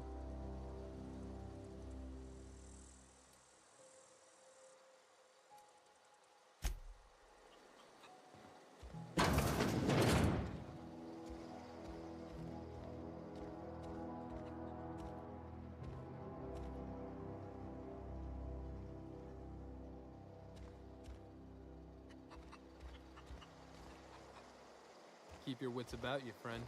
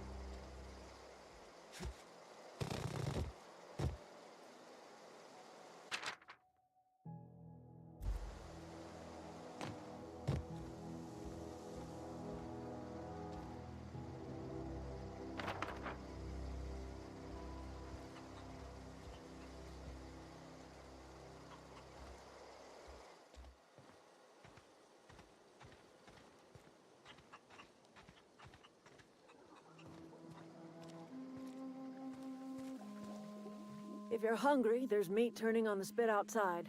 If you're bearing illness, find a place to lay your head down and I'll fetch you a poultice. Whatever your troubles with Edgewater, leave them at the gates and be welcomed here. Any questions, dear? I have been called that, among other things. Green Thumb, grandmother, the strange old lady who keeps flowers. But yes, Adelaide will do just fine. Excuse me, Miss McDevitt? Sorry, it's just... You got such pretty trees in here. Why, thank you. You're Robert's girl, aren't you? I remember when you were but a sprout. Thomas speaks of you often. Are you staying long? You should try some of my tobaccorn tea. I brew it in an old spittoon, but it's been cleaned.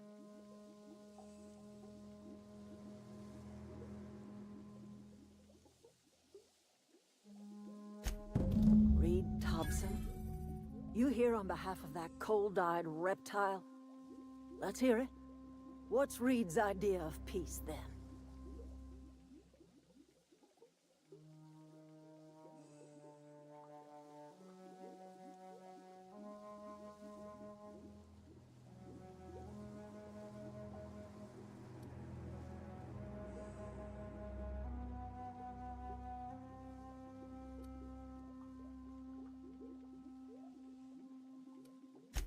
Make amends.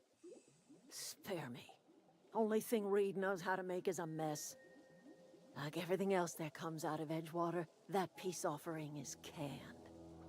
I and my own are living just fine out here by ourselves.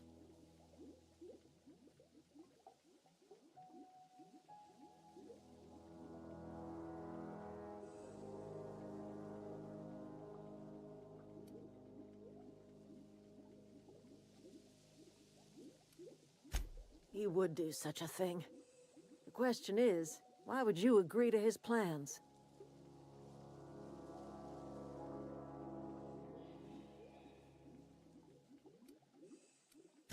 Cannery's got a regulator. You want ship parts, you ought to rip them out of the cannery's guts and leave us be. If you're going down to the plant, You should divert power away from Edgewater and toward our end of the grid. Think about it. You'd be liberating an entire town from a lifetime of service to that odious cannery. Seems the sort of thing a hero would do.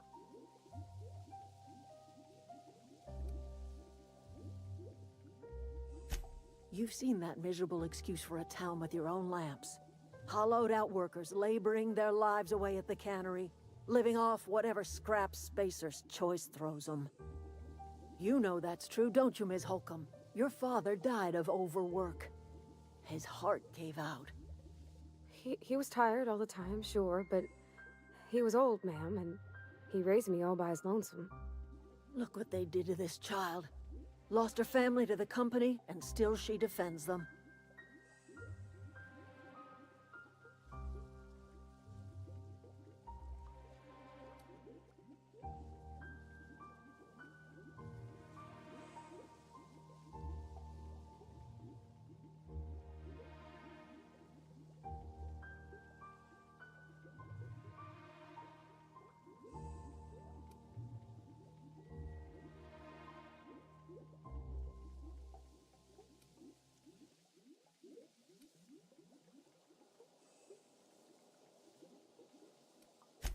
I'm all right. I ain't so fragile. That was unkind of me. I'm sorry, dear.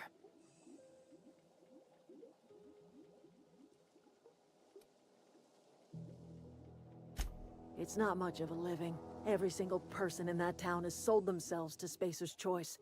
The company owns them. Body, blood, and bones. You've been there. You've seen it. All anyone ever does is toil over a cannery.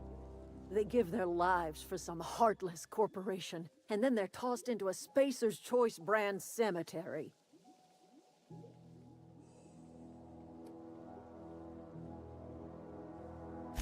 Life in Edgewater grinds to a halt. The cannery shuts down, workers desert in droves, and our own little camp grows and thrives.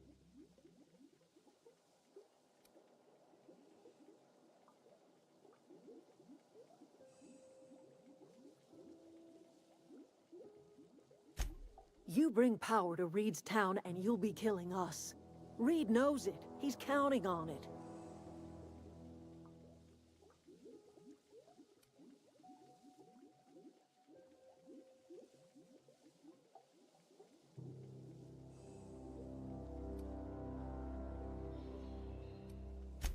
I trust you will listen to your conscience. Anything else I can do for you?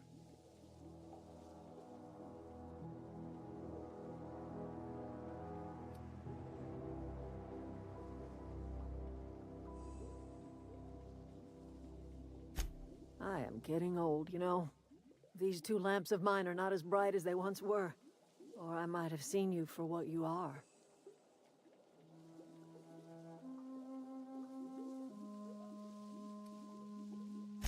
Remains to be seen.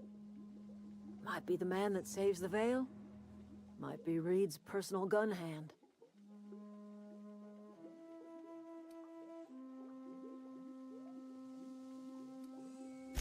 People around here lack the strength to effect change. Or they have the strength, but not the will. You seem to have both. A little prattling never hurt anyone, dear. You might even catch a little sense, if you listen close enough. I can't stop you from conducting your business down at the plant. I just want you to know that if you take our power away, you will have brought an end to our way of life.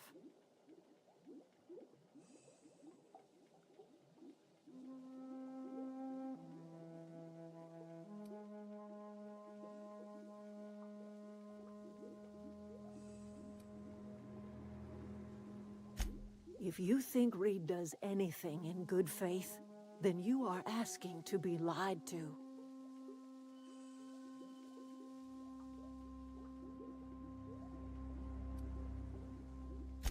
That's because Reed was my boss. I was the cannery's one and only flavor specialist, you see. Remember that limited run of white chocolate saltuna? That was all me.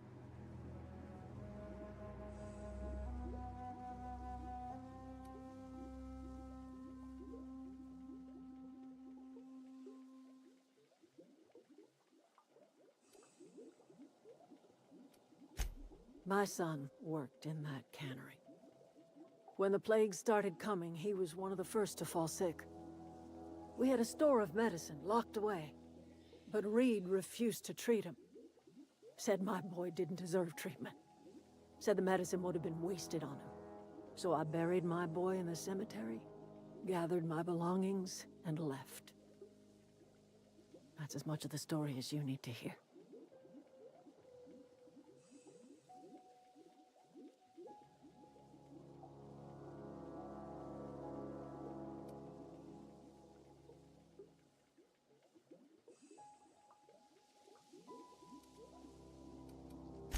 I could not possibly care less if he does, but you're surely welcome to ask him.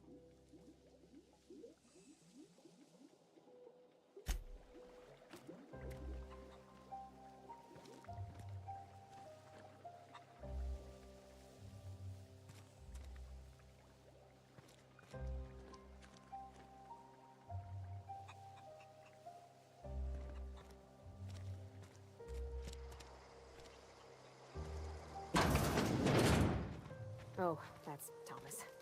He used to follow me around.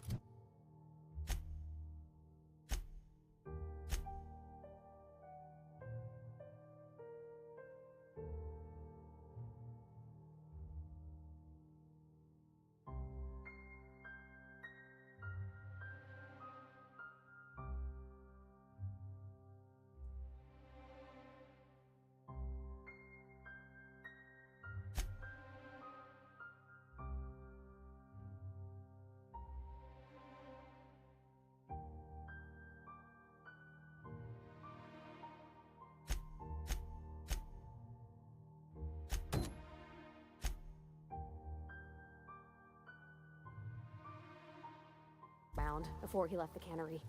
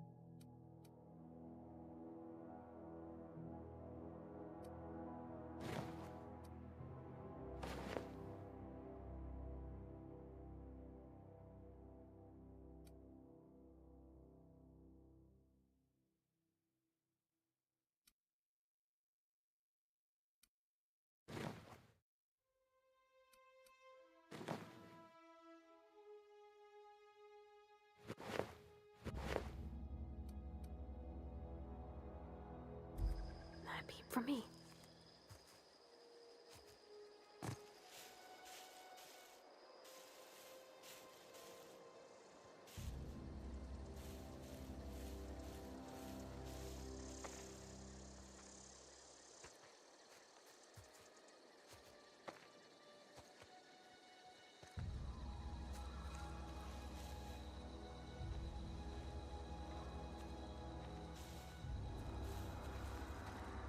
Here we go! Incoming!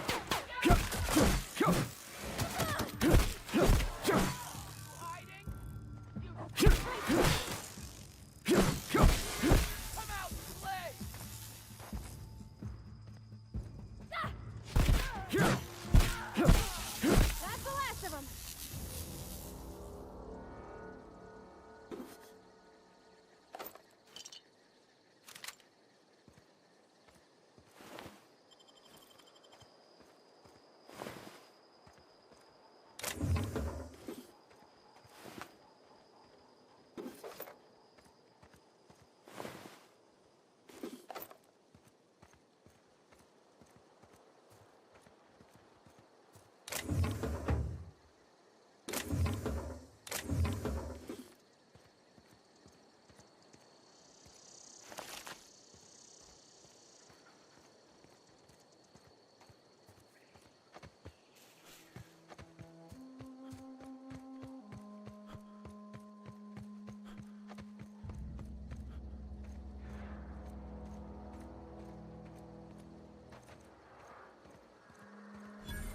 anybody who ever came out this far.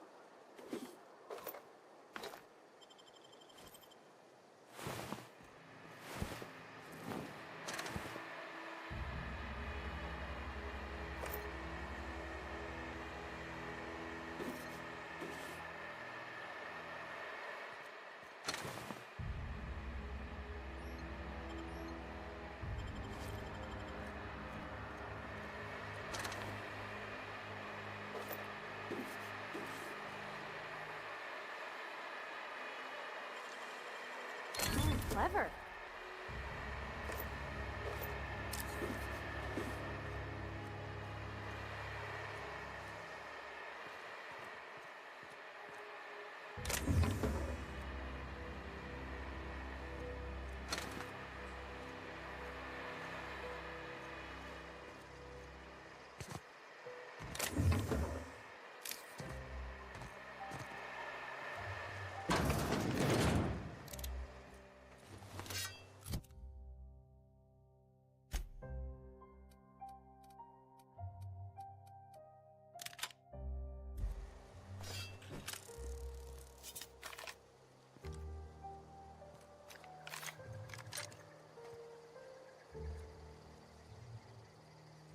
Wow, you crossed them all off, like some sort of heroic accountant running down a list.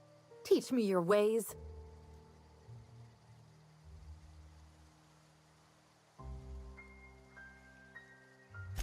What? You mean Adelaide's little congregation of nature-loving nobodies? I could not possibly be less interested in them. You, on the other hand, you were a sight to behold. If I had half your skills, I'd be the greatest outlaw the coast has ever seen.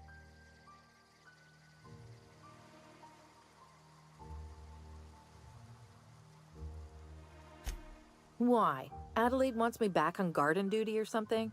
Thanks, but I'm not going anywhere. This is where I belong.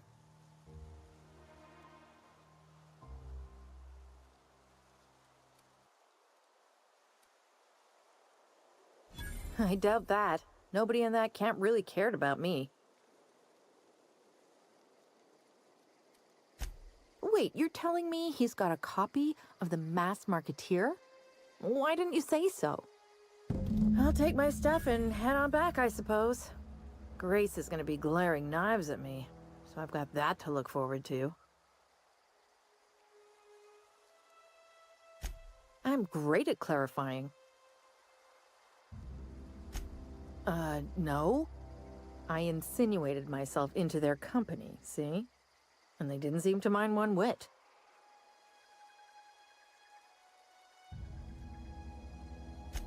I may have bartered them a few boxes of Adrena time, but I'm sure that's got nothing to do with it. I don't know. The vital processes that constitute the miracle of life are mysterious and unknowable. Oh, you mean around these guys? The Marauders wouldn't hurt me. They love me. I'm practically their queen. Yeah, must be my natural charisma.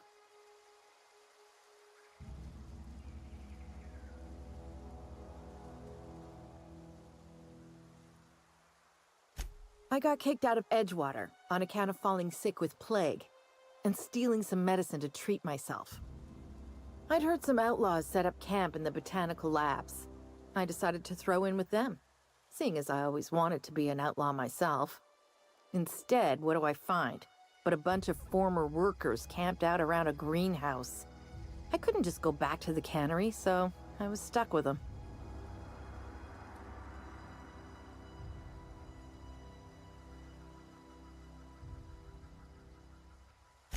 I've got all the time in Halcyon.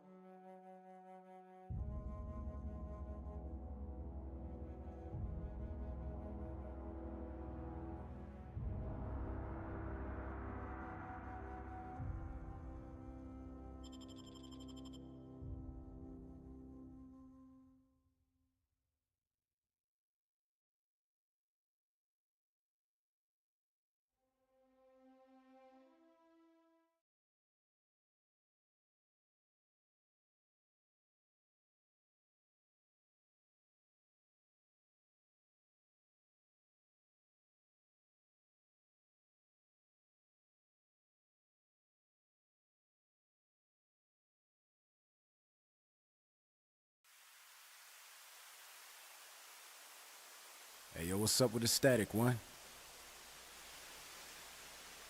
There you go. Hey, turn me up a little bit. Yeah.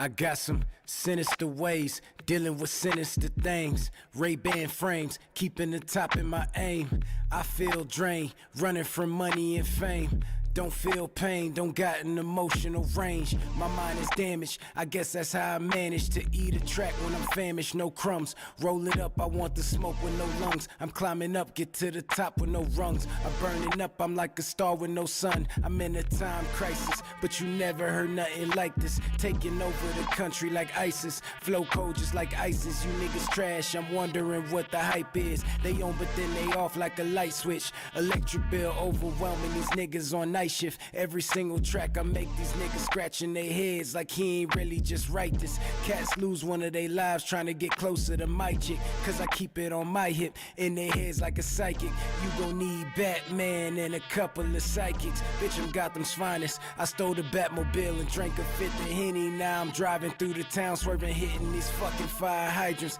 Plus I don't got a license. I'm stomping shit like Centennial Bison. They play my shit at ocean fronts over summer horizons. They never hear me, so I'm moving the sprint. Losing my service plan, pick up and double back to Verizon. In the light, never hiding.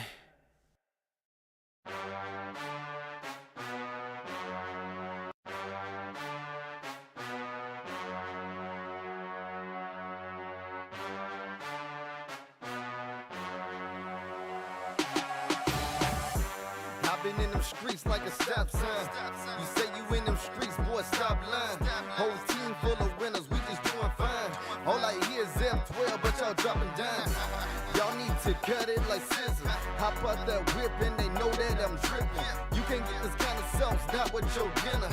I'ma need a faux boy, cause I be sipping. In my pocket full of blue strips like Crips do.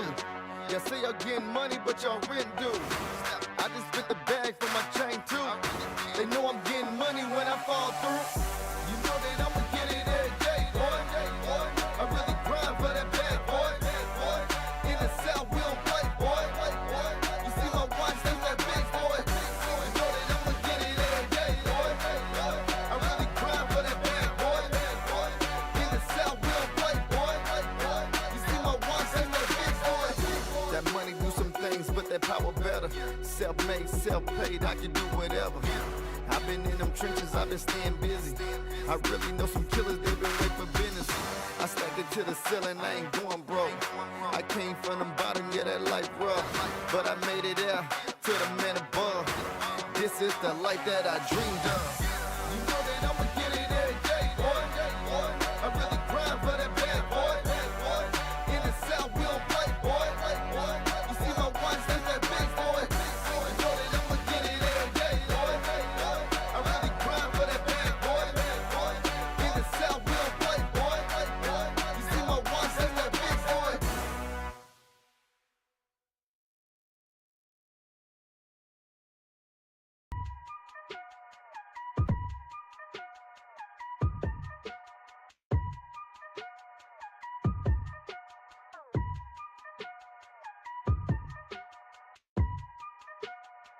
I got a dream and it's all I see. I got my team and it's all I need.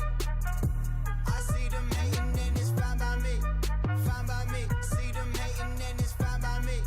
Fine by me. I see them hating and it's fine by me. Got a dream and it's all I see. Got my team and it's all I need. See them hating and it's fine by me.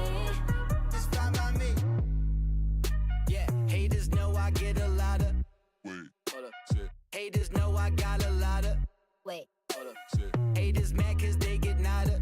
Got a lot of dollars, look like I just hit the lotto. Rich, pop my collar, looking like a baller. Take shots like revolver, but the stroke so Arnold Palmer. Don't tell me act right, I be in my bag like I be in the fast life, blow money I like a bagpipe. And it's all I see. I got my team and it's all I need. I see them hating and it's fine by me. Fine by me. See them hating and it's fine by me. Fine by me. I see them hating and it's fine by me. Got a dream and it's all I see. Got my team and it's all I need. See them hating and it's fine by me. It's fine by me. Boy, it's only buckets where I'm at, where I'm from. They don't tuck it, they just shoot. Get buckets through the gap. You be sluggish at the bat, I be Kirby Puckett. Sticking House of Moan Brown, stuck it to the mat. Magic fingers, like I'm Stefan Diggs. I don't like my coffee black, I like it T-shirt Prince. Hold on to the bars, just like Marshawn Lynch. In the whip, you ain't like the I got a dream and it's all I see. I got my team and it's all I need. I see them hating and it's fine by me. Fine by me. See them hating and it's fine by me. Fine by me. I see them hating and it's fine by me. Got a dream and it's all I see. Got my team and it's all I need. See them hating and it's fine by me. It's fine by me. I can see them hating, but it's all good. Say they hating 'cause I made it, 'cause they never thought I would.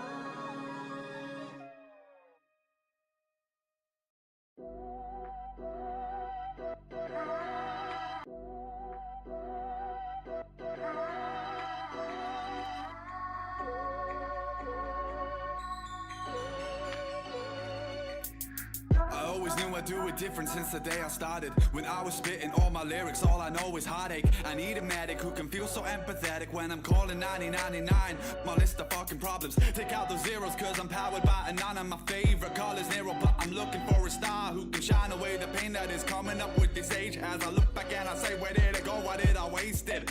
I grew up listening to music from 10 different genres. It never stopped me going crazy when the volume's up. And I always wanna be somebody who can tell his father, I made it pops and I promise I'll look after mother. I'm making money, but my money isn't back, and I'm always wondering if it will ever be everlasting. I'm always thinking about the issues of my past. Now my faith is on the edge, somebody go and call the pastor. I gave up weekends 'cause I need to take a chance. Now I'm working all the time on my music, I gotta act big. If I don't make it, then I pray my boy will smash this. I'm looking up for angels 'cause I want the wings to catch him. And in my past there's a version I barely know, who never thought he falls from the all-time low. But it's not his fault, oh no, it's not his fault, 'cause he's putting in his life, but his name, it didn't go. And if I grow old, moving from my friend zone, call me back home, I don't wanna let go. If I lose hope, grab me by the damn throat, shout my name and tell me let the worry go. 'Cause all I wanna do is cut loose, but I don't even know what's going on. 'Cause all I wanna do is push through, but I don't even know if I'm coming home. 'Cause all I wanna do is cut loose, but I don't even know what's going on. 'Cause all I wanna do is push through, but I don't even know if I'm coming home. I know you probably heard the story from the different shows of all the singers, rappers, failures who just wanna pose. I'm not saying that my story is the only told, I'm just saying this is how I vent my hollow bones. I'm trying to think, but my words, they just keep overflowing. If you saw me, then you'd say that my vibe was glowing. If you knew me, then you'd say I'd have a smile. But all the while, for my time, a secret that I'm hiding. I'm always feeling like I'm battling Leviathans. I'm hitting and I'm slashing, but they're coming back inside my head. I'm up all night, too scared of bed. I'm wasting time and then I'm dead. And all that's left is words unsaid, or better yet, a demo track. 'Cause all I wanna do is cut, but I don't even know what's going on. 'Cause all I wanna do is push, but I don't even know if I'm coming home. 'Cause all I wanna do is cut, but I don't even know what's going on. 'Cause all I wanna do is push, but I don't even know if I'm coming home. If I'm out losing myself now, just need to know I need to cut loose. I'm always in the back in the red lights, so coming over save me falling. 'Cause I don't wanna burn my health now. These demons want me to cut loose.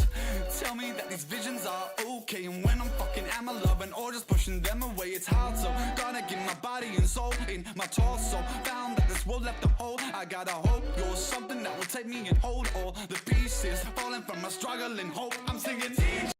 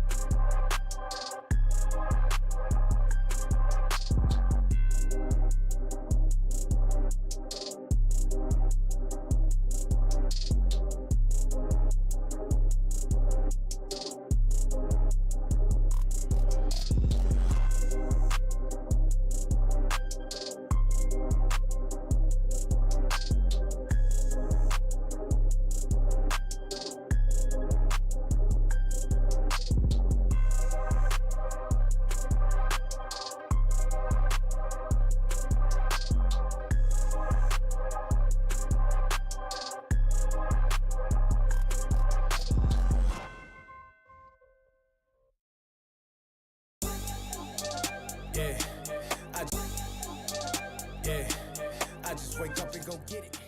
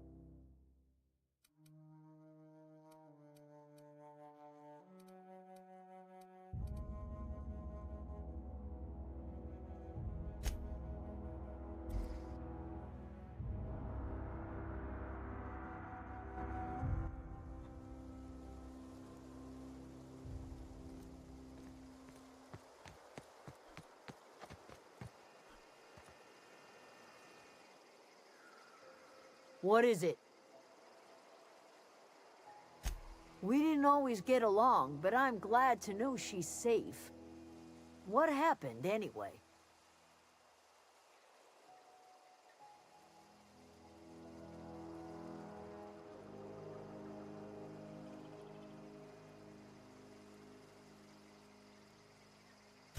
Zoe joined up with a band of marauders.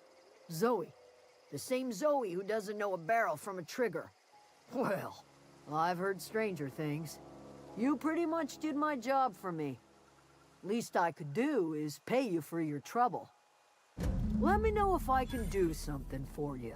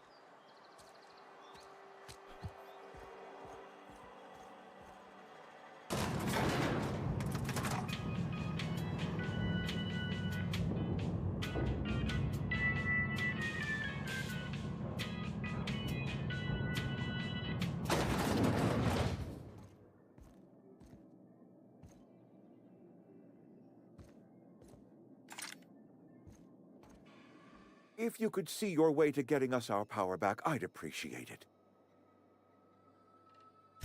Go ahead.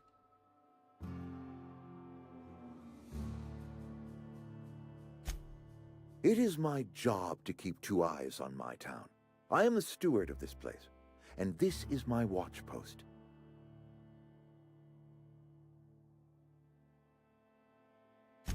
I'm trying to remember 25 years, 26. When you get to my age, the years just rush by.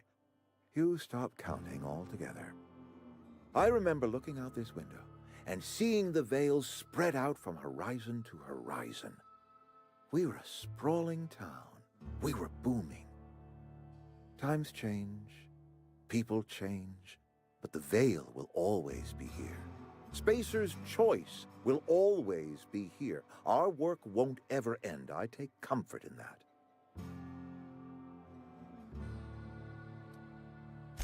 I wish you wouldn't say things like that. Yes, as a matter of fact. When I stand at my window and look out over my town, here's what I see. I see decent, loyal, hard-working people. I see a family. We are all part of the Spacer's Choice family. We are all doing what we were brought into this world to do. This is a Spacer's Choice town. We're all part of the Spacer's Choice family here. The company keeps us warm, keeps us fed, keeps us working. Loyalty's got nothing to do with it, friend. This is good old-fashioned gratitude. Go ahead.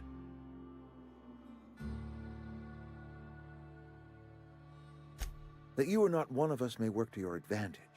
Adelaide and her folk loathe the people of Edgewater, you see. I admit the fault was mine. I'm about as diplomatic as a bristling canid. I just hope Adelaide and her folk will see their way past my flaws and return to town.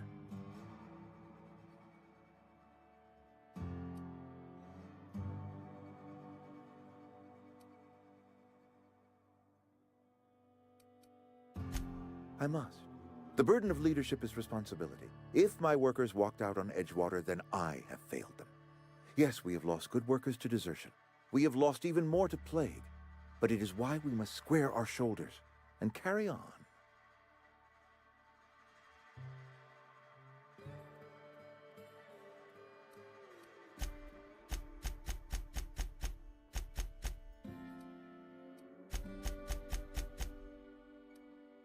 Go ahead. Can we not? Talking about unpleasant things always gets my bile up.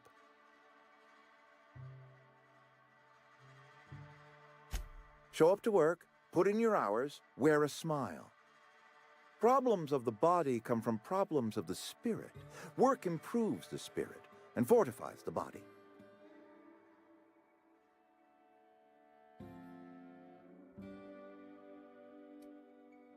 And where do you suggest we find this magical panacea? Can we pan for medicine in the stream? Medicine is a rare and precious commodity. If you demonstrate you have earned the right to be treated, you will be treated. Otherwise, you must heal yourself.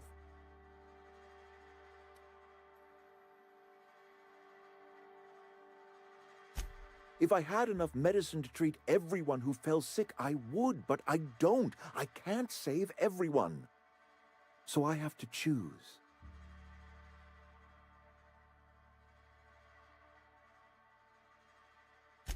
Adelaide's son was barely competent. I treat him with our medical rations, and it looks like I'm playing favorites.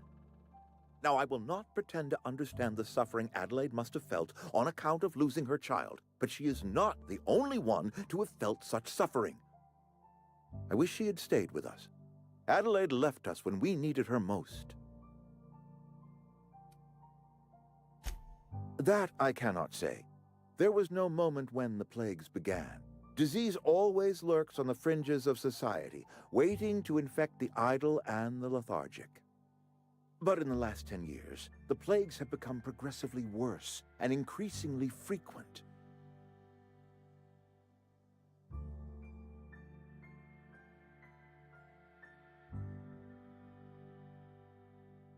Corporate doesn't like us using the word should. It encourages the imagination. I believe plague is a test. It is a test of our loyalty and our fortitude, and it is one we will see through to the end.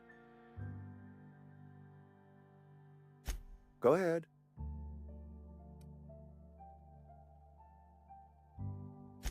Adelaide was our only flavor specialist. We are a Saltuna canning institution. Saltuna without flavor is like a cysty pig without tumors, borderline inedible.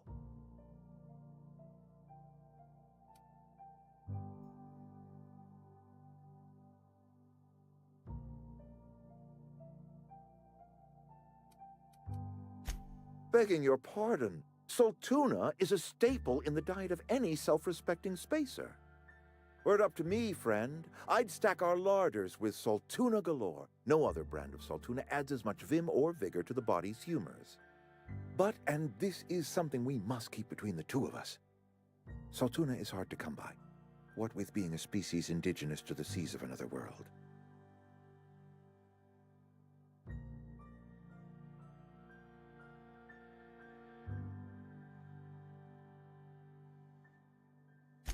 Oh, we've scavenged together some organic material from the surrounding environs. Mostly organic, mostly local mushrooms. Some of which possess a texture akin to a well-boiled slab of Saltuna. The difference is all but impossible to detect to any but the prissiest of palate. Go ahead.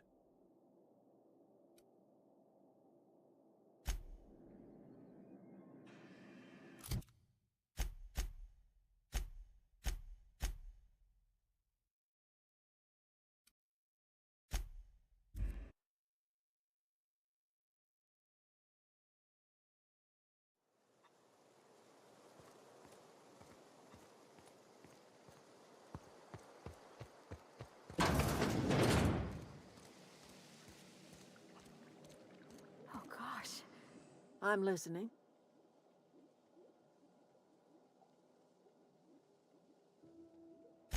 That's not strange at all, dear. Few of us truly know where we are. The world can seem like a forest without end, and it is all too easy to lose one's way. But we must remember that being lost is the first step in discovering yourself.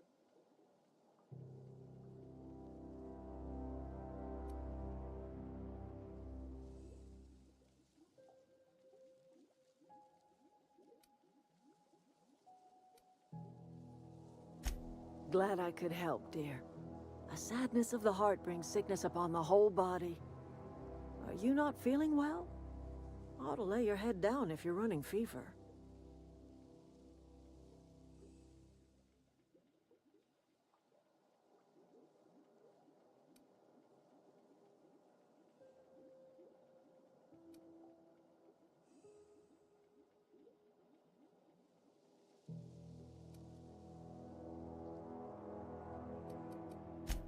Are you talking about an escape pod of some sort? Where did you say you were from?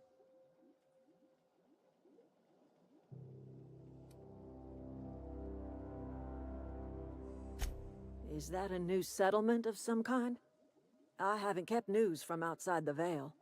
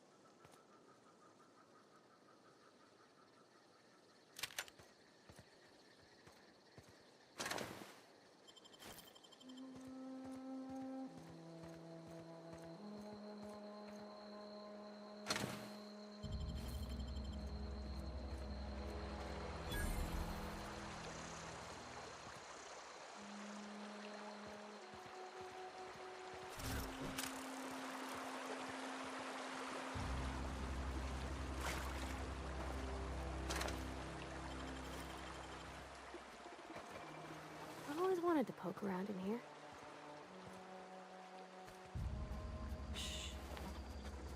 Unexpected.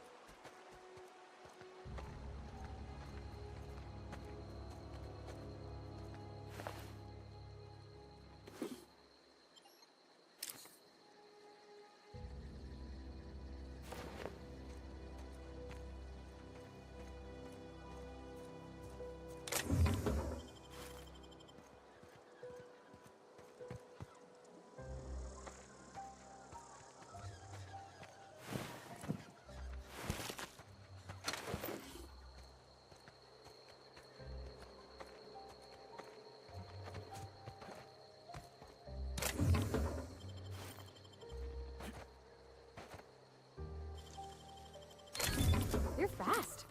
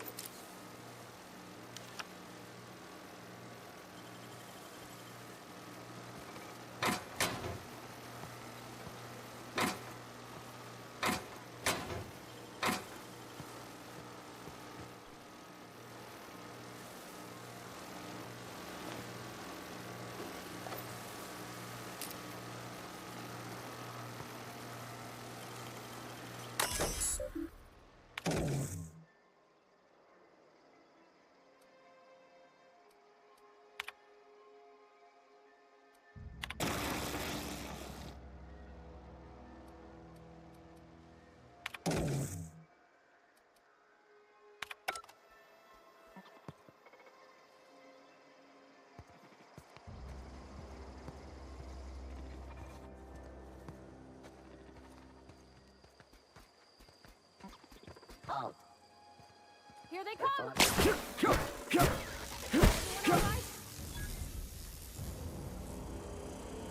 The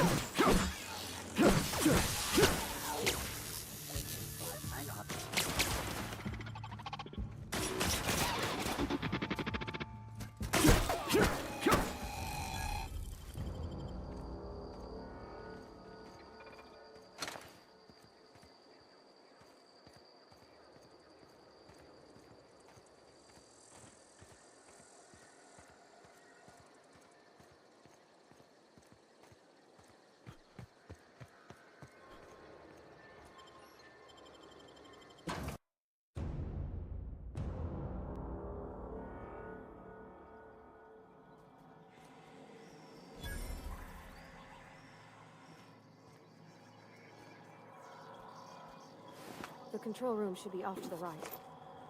I hope we're doing the right thing.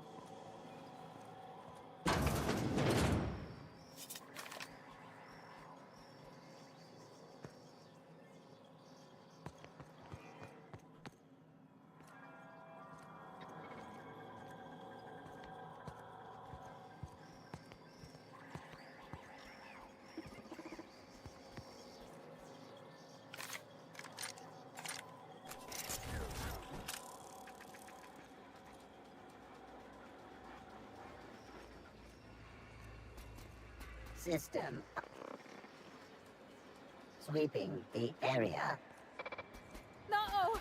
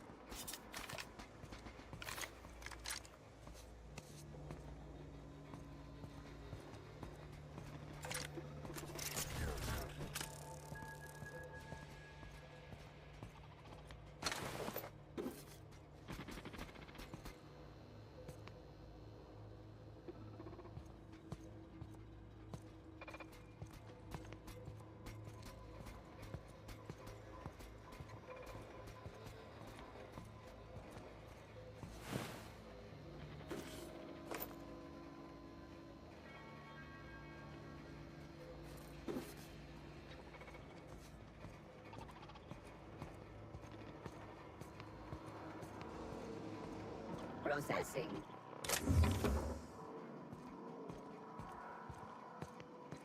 Investigate.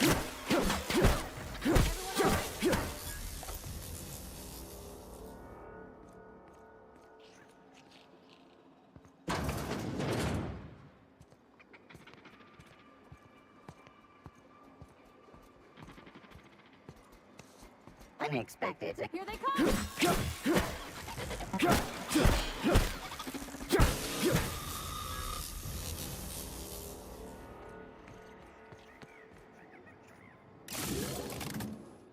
Beginning six. Incoming!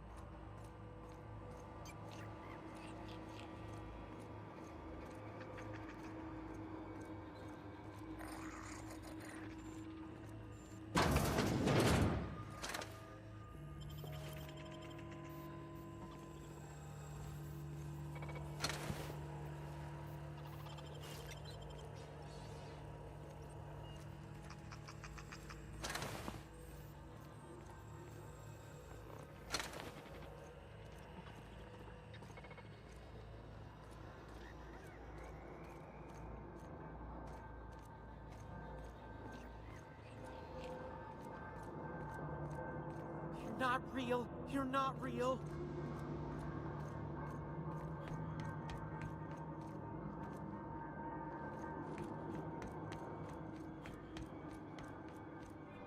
No, just leave me alone.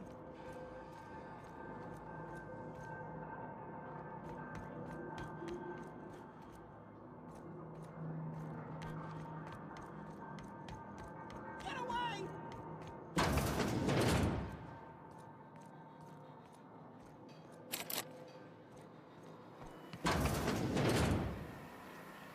Mind the steam.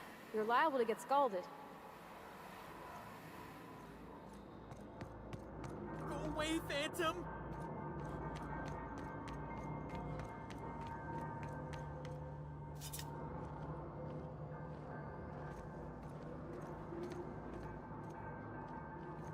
Go away, Phantom!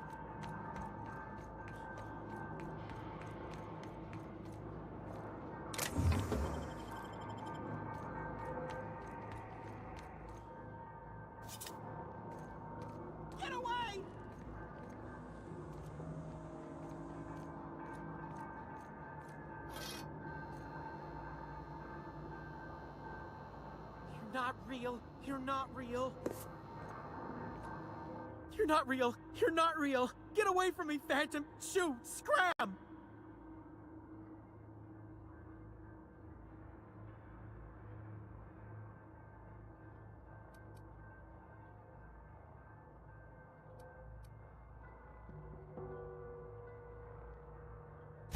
You can talk?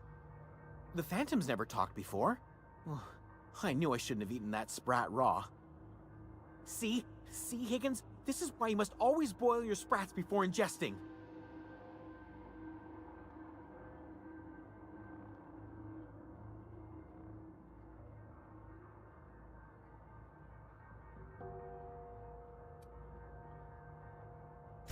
Clearly, I mistook you for one of the phantoms of my imagination, which terrorized me on occasion.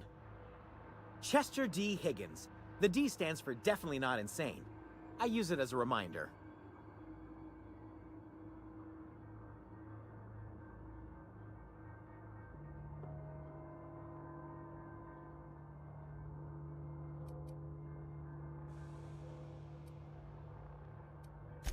Oh, Higgins has been many things over the years. Sprat Wrangler, Saltuna Critic, Aetherwave Personality, Chairman of the Board, Galactic Defender, Sisty Pig Tycoon.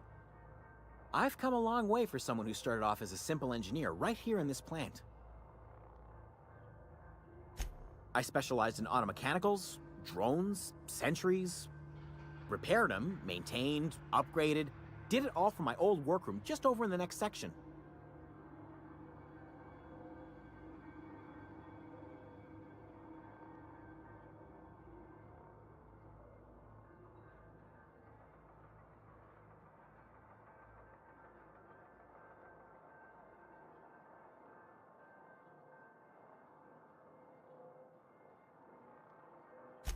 Look, I don't want to fall into any trouble with the mechanicals.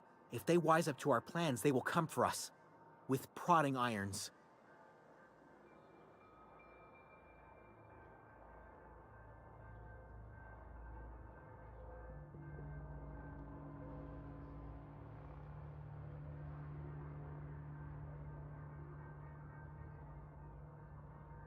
You know, you remind me of myself back when I was an intergalactic adventurer. I discovered a flaw.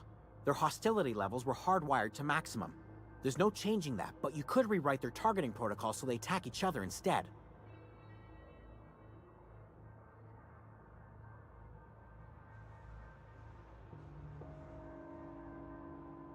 Yes, that's exactly it. I see you're also versed in the noble art of mechanical engineering. There's a behavior control terminal in the other room. It should have options to change how the mechanicals act, including whom they shoot at. Oh, that reminds me. You'll need my passcode to access the behavior control terminal. Here, let me just write it down for you.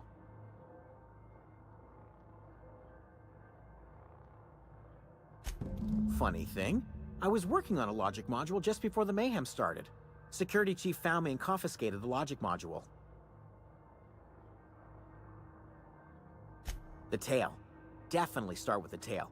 If you're feeling adventurous, the ears are a particular delicacy.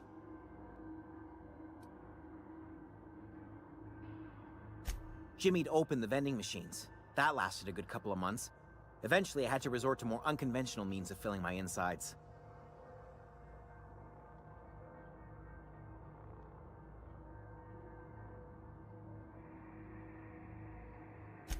Mechanicals lost their bolts. Opened fire on anything that moved. It was pandemonium.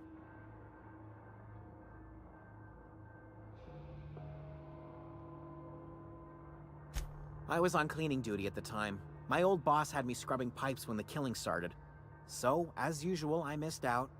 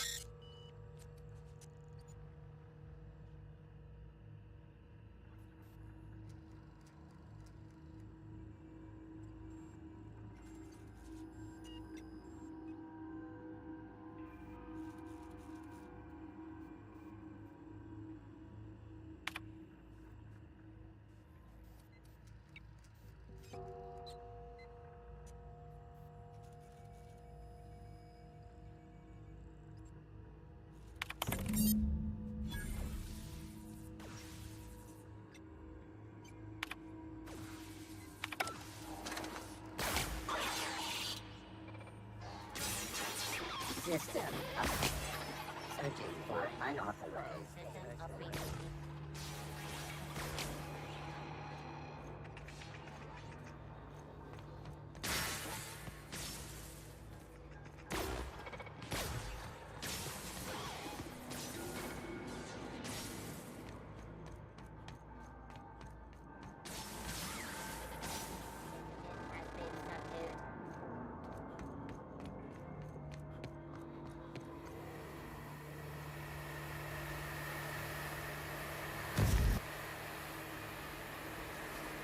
All beginning. Incoming! That's the last of them.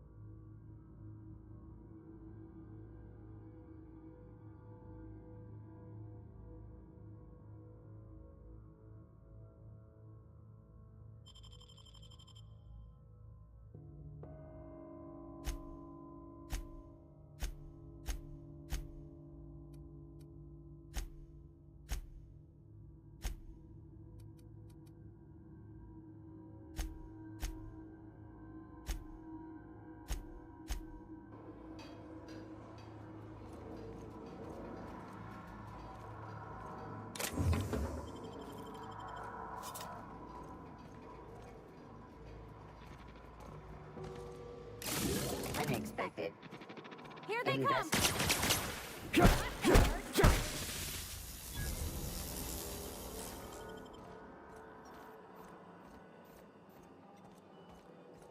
Now switching to garbage disposal mode.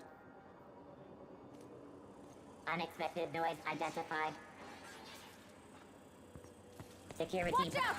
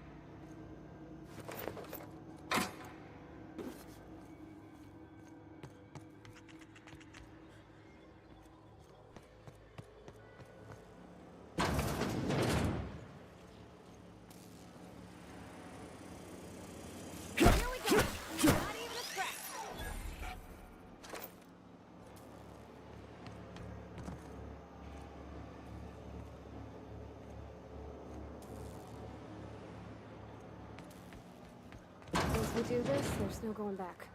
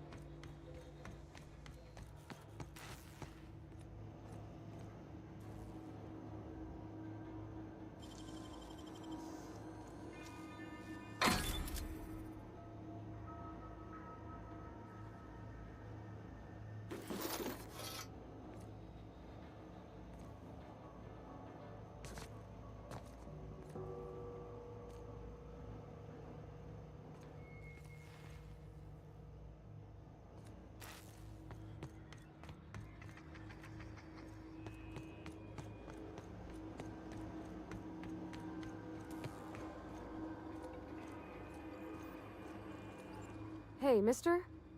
Look, I know you want your power regulator and all, but I just gotta ask you. Do you understand what you're about to do?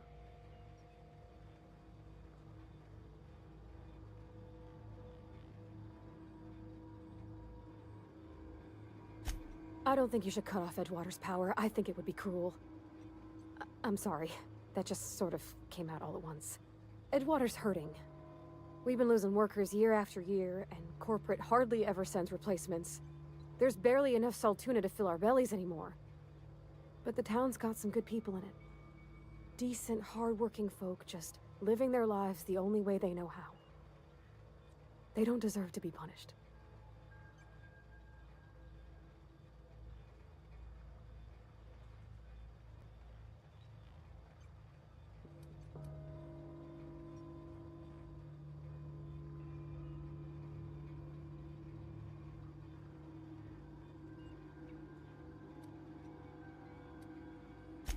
Sorry, I didn't mean to babble on like that. I felt like I had to say something.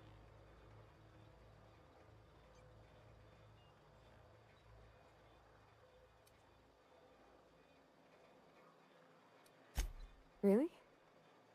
I mean, wow.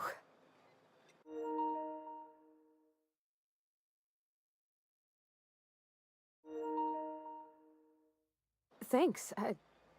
No one's ever told me those words in that order.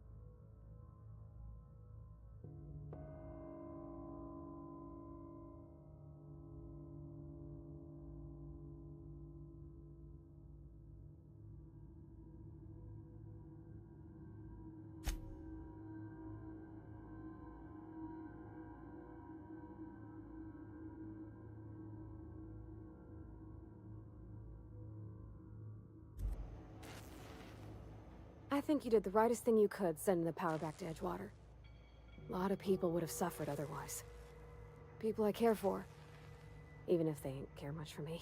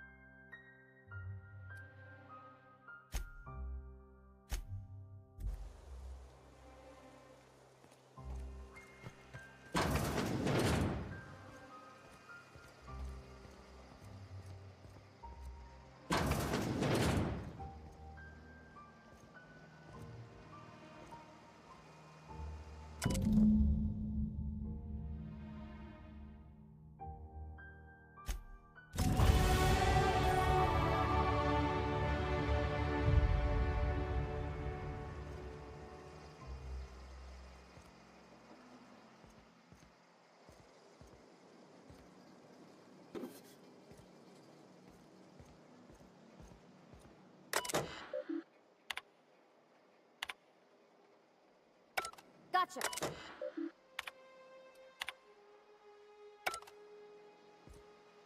On my way.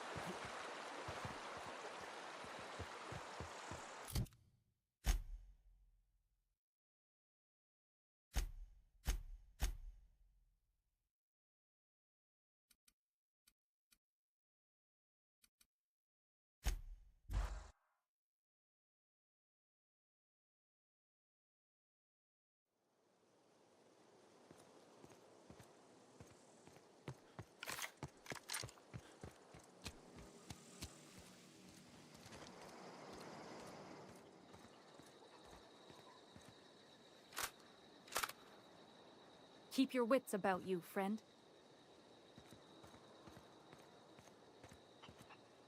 Home is where the heart is. Marauders took that saying a little too literally. What happened? Sprat fell into a transformer again?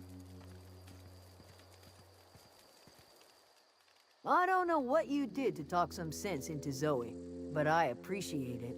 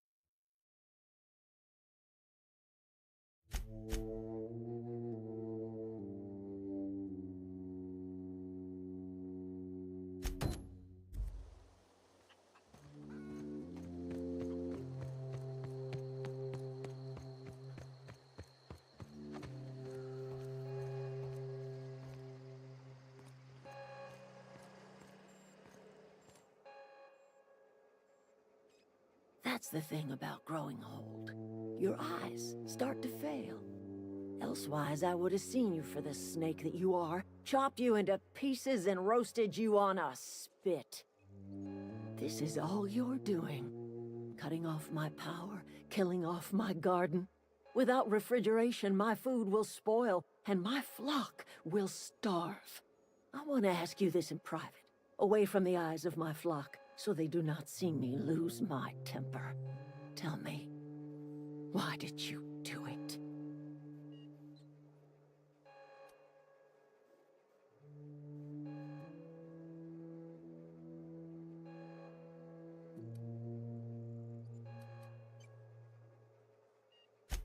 You want my flock wasting their lives in that cannery? Fine. Go and talk to them. Go talk to Grace and Thomas. Look them in the eye and tell them their life here is over, and the only thing left to do is go back to Edgewater. This is now your responsibility. And you tell Reed Thompson that I will never return to Edgewater. I would rather die among my flowers than live under his management.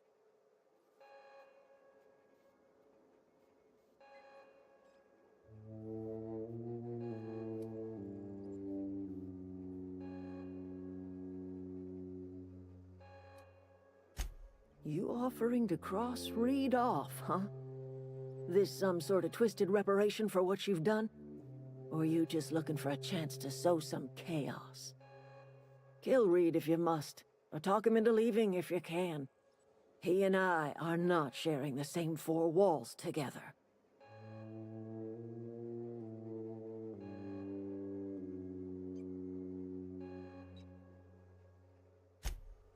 Tell Reed that I can make his people healthy again. I can end their plague. Start a new garden right in the cannery. 3 square meals for every man and woman in Edgewater. Tell him how I've made the Vale bloom again. The soil has whispered its secrets to me, and I alone know how to breathe life back into the earth. The secret is human corpses. I've been grinding them up in my fertilizer for years. Marauder, worker, don't matter much to me. The human body is rich with nutrients.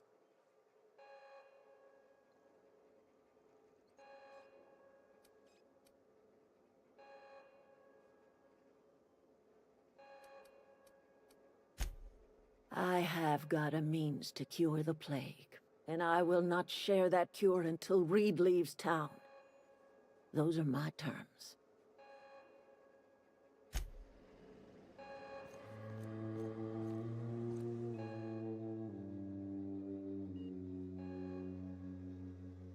Look at that. The snake's come back.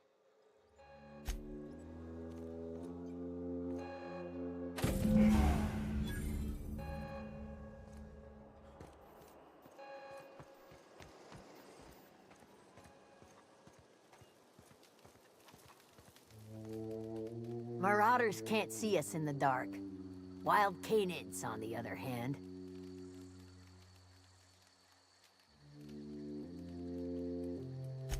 The matter's been weighing on me. Zoe came back, but I couldn't keep her from slipping out in the first place. Who's to say I could keep marauders from slipping in? I don't see us lasting more than a couple of weeks out here. I'm loath to admit it. We're gonna have to make our peace with Thompson and hope he takes us back. Listen, we go back to Reed, hat in hand, begging for our old jobs back. Well, Adelaide's not gonna forgive us. She never talked to us again.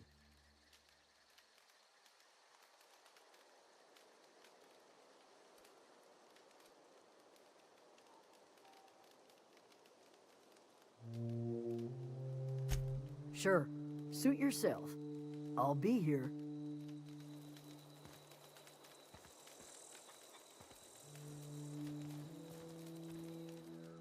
Everybody keeps staring at me. It's not my fault the power's dead. Whoa, Miss Parvati. Hey, you're, what, how are you? Hi, hello. Are you, are things safe out here? How are you keeping? Great, just great. I've been trying to keep stuff running, just like you. Only I'm not so... Wait, they didn't kick you out, did they? Oh gosh, no, I'm just along with this fella here. I seen you wandering around here. You don't look like you're coming from town.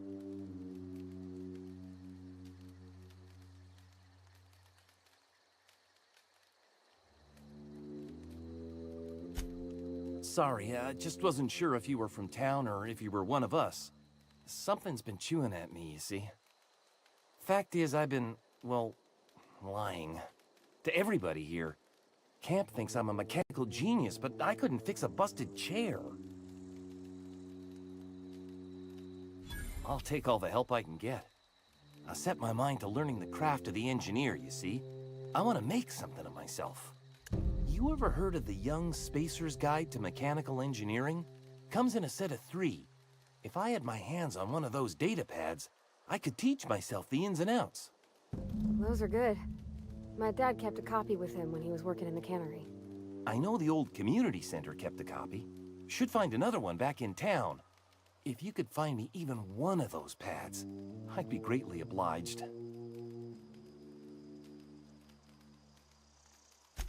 No kidding! Really? Well, which one?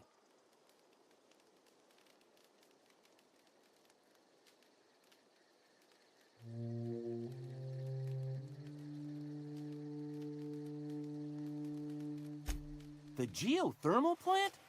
Now that is just incredible! You really went exploring down there? Adelaide always told us it was swarming with hostile mechanicals. I appreciate you going through all that trouble. In fact, I put aside something special, on the off chance that somebody'd search out those data pads for me.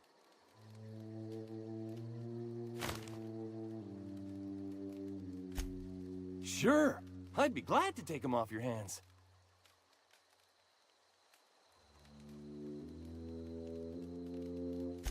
I've been thinking about going back. I'm not much use to anybody here. I get sick thinking about working at the cannery. I can't do that again.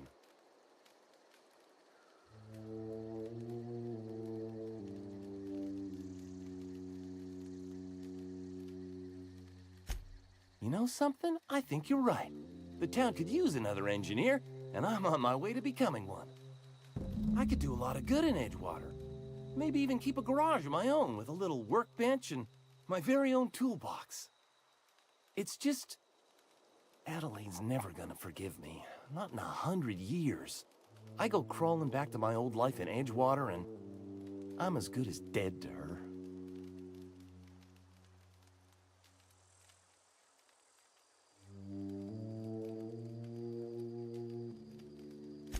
You know where to find me.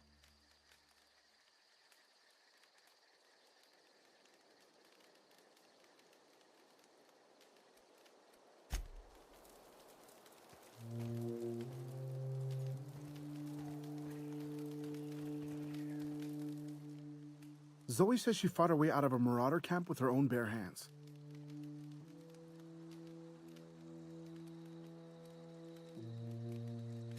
Nothing.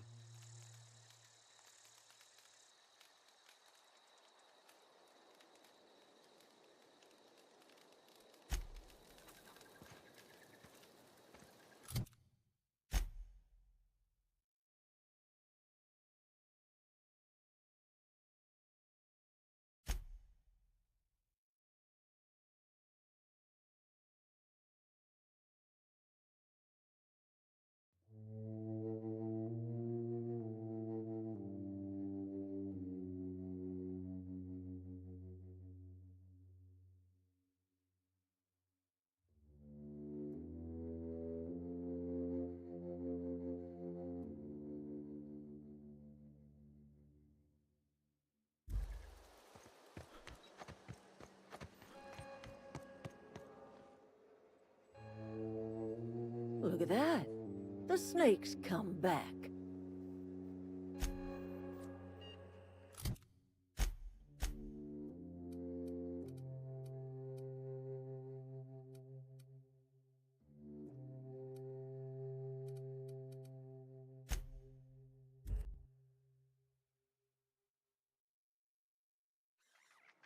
Okay, gone quiet.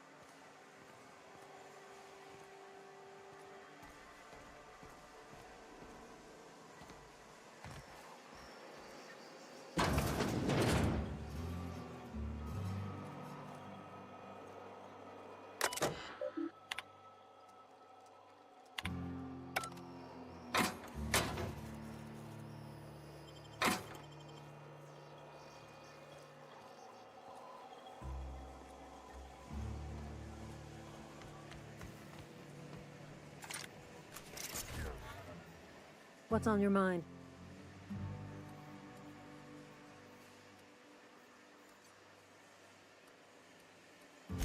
I paid his burial fees, didn't I? Let the dead sleep.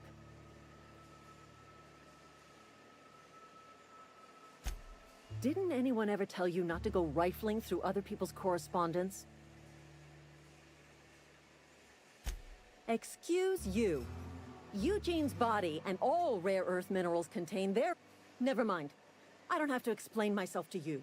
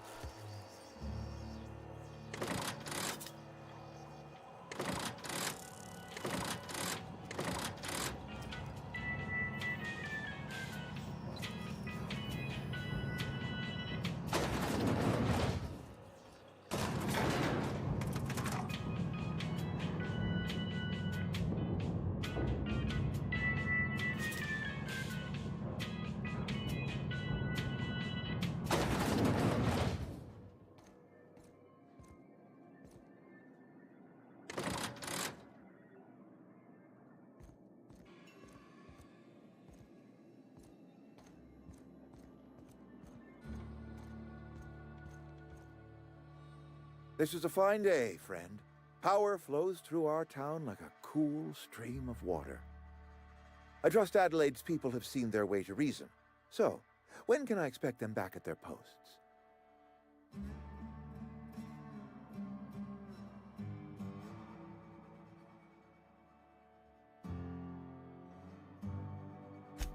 Then we are at an impasse.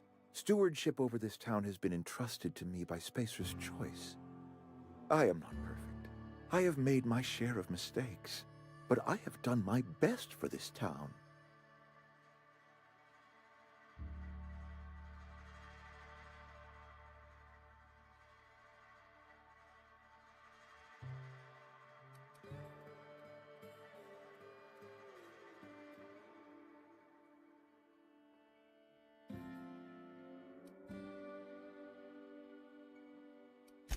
I'm a Spacer's Choice man. My father was a Spacer's Choice man. Edgewater may not look like much to some buttoned-up freelancer, but it is my home.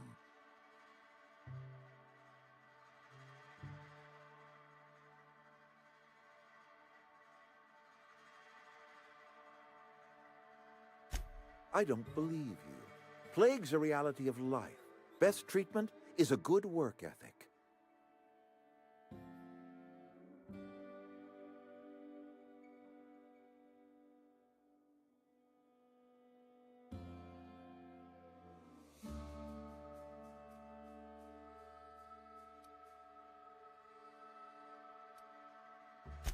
You are disparaging our parent company, and it is not appreciated. We are a Spacer's Choice Saltuna cannery. We eat Saltuna here, and only Saltuna.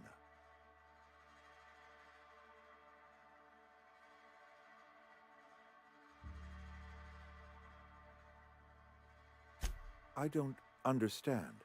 You say Adelaide's growing her own food, but that should not be possible. The soil's gone sour. Company said as much. Our own botanists couldn't grow decent crops for us, so the company got rid of them and shut down the greenhouse.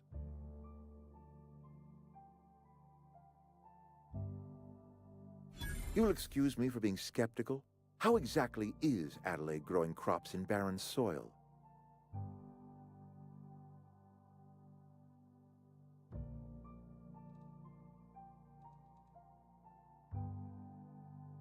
If Adelaide's found a way to feed her people and cure the plague, then she deserves this office more than I do. I won't stand in her way. My life here is ended. Give me a little time to settle my affairs. I'm sure Adelaide will be glad to see the back of me.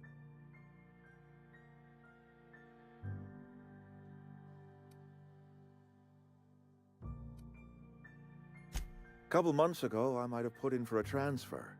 It's a big colony. Spacer's Choice has other towns. Now, I couldn't show my face in any of them.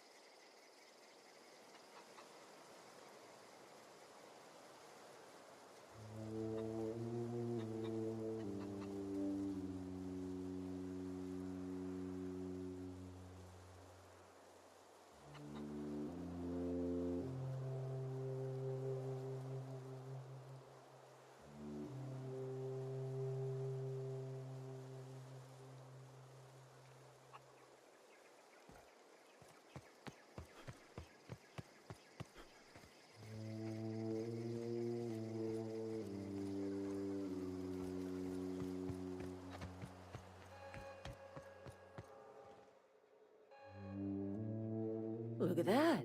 The snake's come back.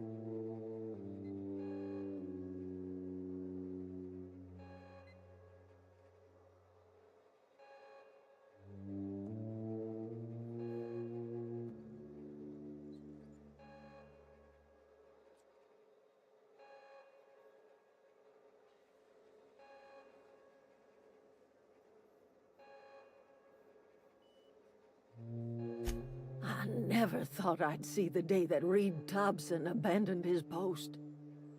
Suppose we all have a breaking point. Suppose it's time our flock made our way back to Edgewater. We must tend to what remains of the town and carry on with our lives as best we may. You're vexing to me, you know? Injuring us with one hand, helping us with the other. Here, I'm giving you something to leave us be. It's a ransom, you understand, not a reward.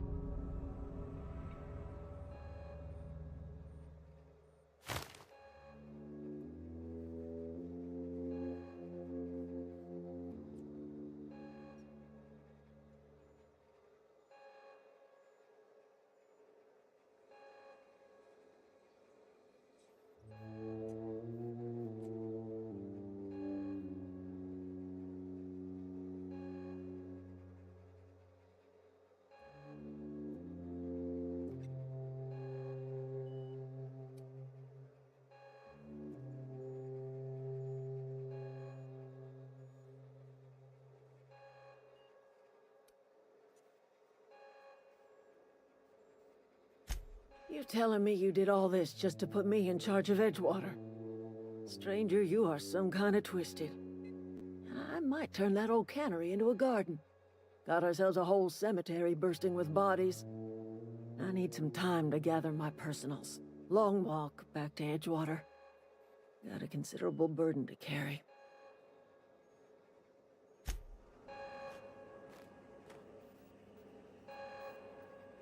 That was a good thing you did, Captain. Helping to bring the deserters and Edgewater folks back together. I hope you rest well on that.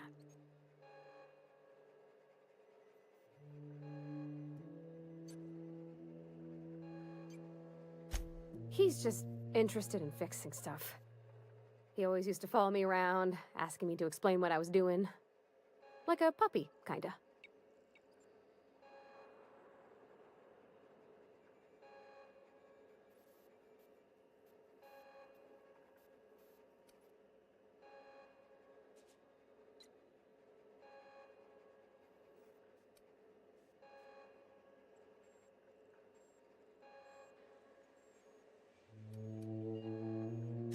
I'm just glad he's alive. That he's okay. I mean, when Mr. Thompson said he was fired, we all expected the worst. If he wants to learn about engineering, we should help him get those data pads he wants. I'd like to do that for him.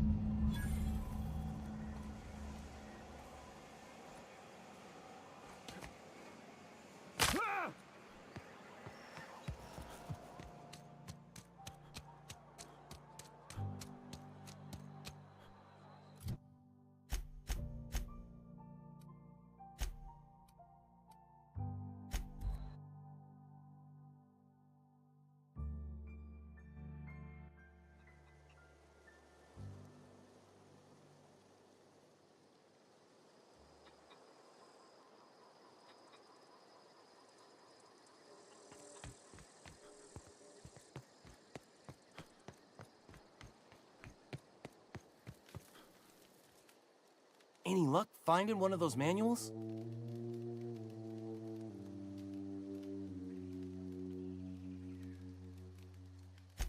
No kidding! Really? Well, which one? Look at that! Building a computing machine out of Spectrum potatoes, a primer. I'm just glad it survived all these years. 2 whole data pads? Be still my beating heart. Oh, almost forgot your payment. Well, don't keep me in suspense. Ain't that just ironical? If I'd worked a little longer back at the cannery, I might have found this myself. That's a complete set. All 3 parts.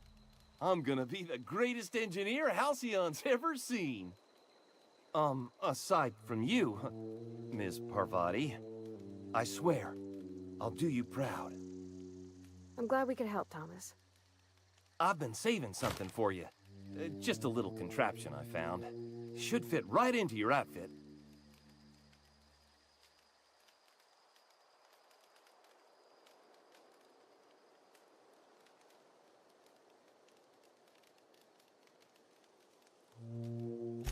Adelaide said that? Was she sober at the time? I never imagined she'd step foot in Edgewater long as Reed ran the town. Something must have changed in Edgewater. Adelaide's good as family. If she's going back, so are we.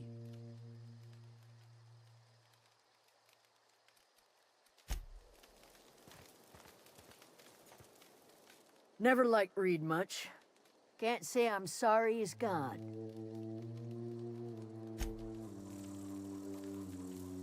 Don't see why Thomas can't just get the generator up and running. Something I can help you with?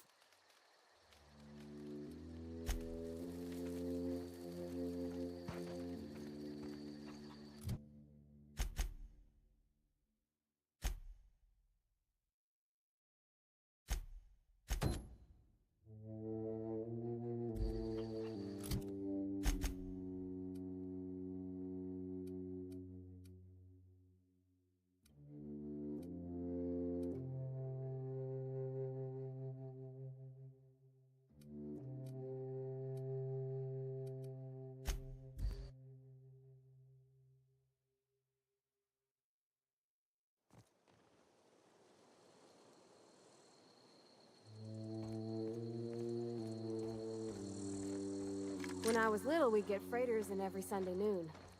Now they only... Never seen the Vale lit up like this before. Bang up work, soldier. You're a credit to your uniform. Oh, that reminds me. Gotta look into getting us a uniform. So this is it then. The key to humanity's victory over the mechanical hordes. I would reward you with the gratitude of the Resistance, but I'm guessing you want something tactile. So here's a couple bits for your trouble, and a little something to remember me by.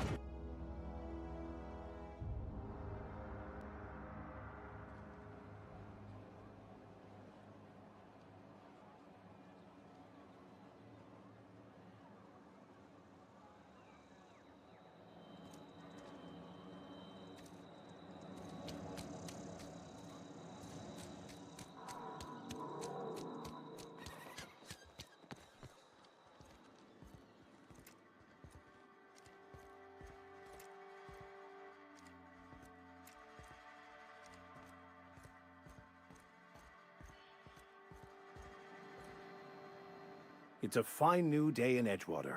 The cannery hums, streetlights and faces glow. I suppose this means the two of you were able to sort out the matter?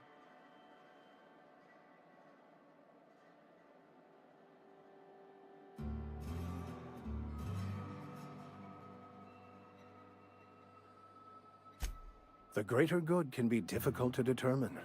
None of us can know the effects of our decision in a year, or 10, or 100.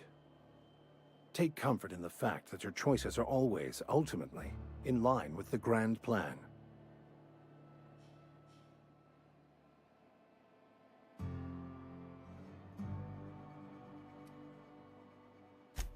Wonderful. This is fantastic. Well worth all the sacrifices I... Wait. What the fuck is this? Is this... French? I can't fucking read French. It's a law-forsaken joke is what it is. French. Ha! I was so high and mighty, preaching to the yokels about following the plan, while fighting it at every turn.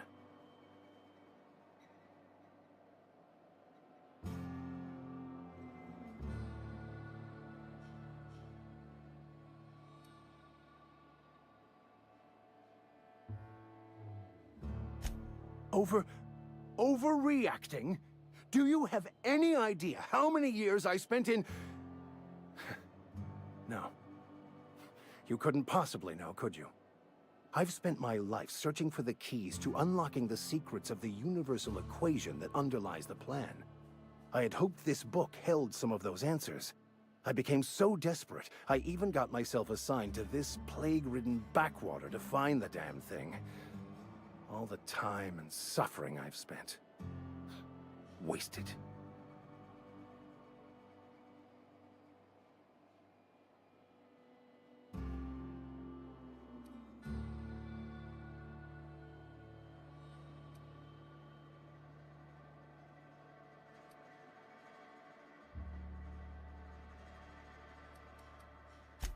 Please.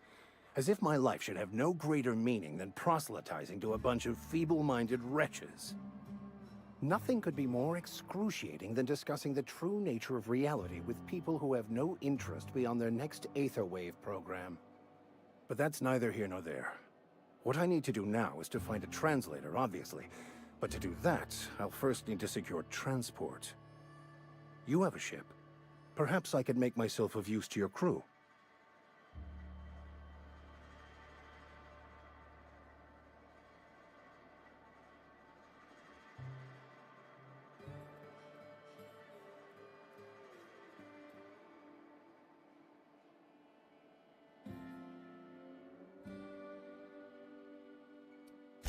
Free spiritual counseling, someone to watch your back, not to mention a grown-up in the party. I'm 28. Exactly. I'm pretty handy with a tossball stick, or any blunt instrument really. I'm also a passable gun hand if it comes to that. I can usually talk my way out of conflict, though. Oh, I'm fairly competent at hacking computers as well.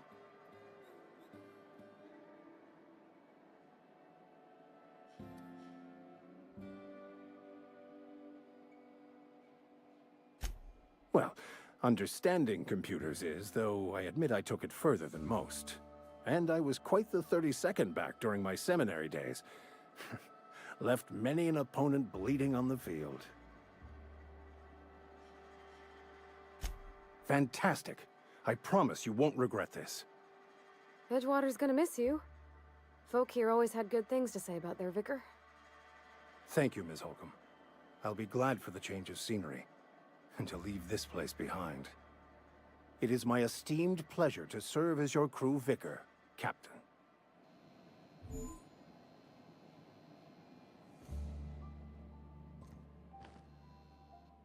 Yeah, huh? You mean about the mission being too clean?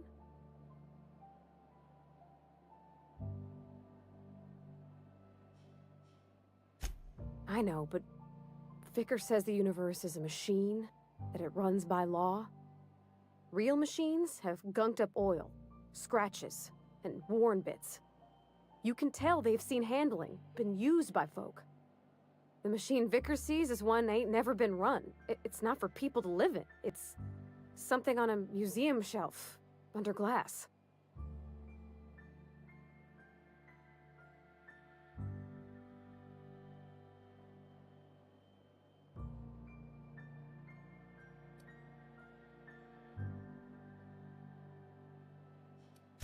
Fixing the universe is a job for somebody way better than the likes of me.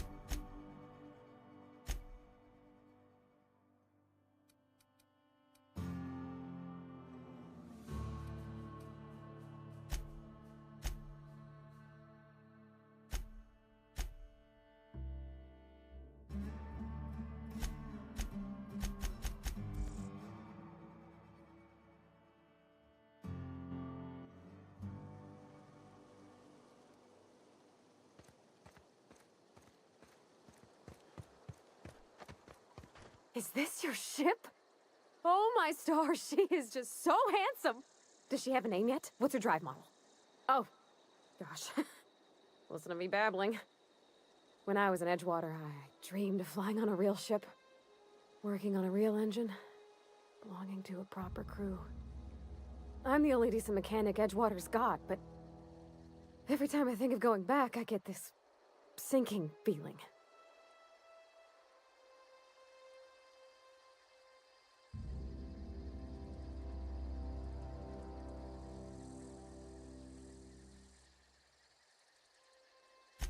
Well, it's kind of you to say that. And you're right. I wasn't happy.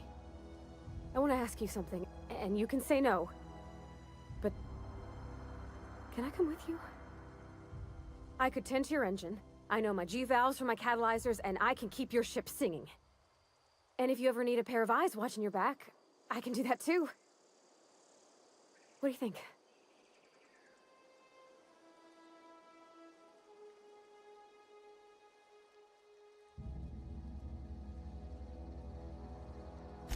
Yes! I mean, thanks. You won't regret this, mister. Captain. I can call you Captain now. Ha! I got a captain.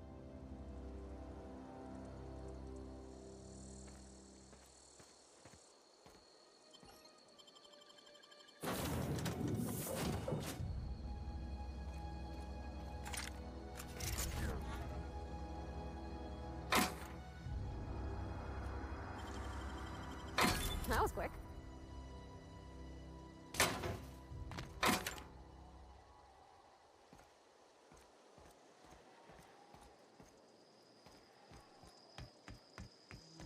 Captain, I have detected that Edgewater's power supply is now optimal.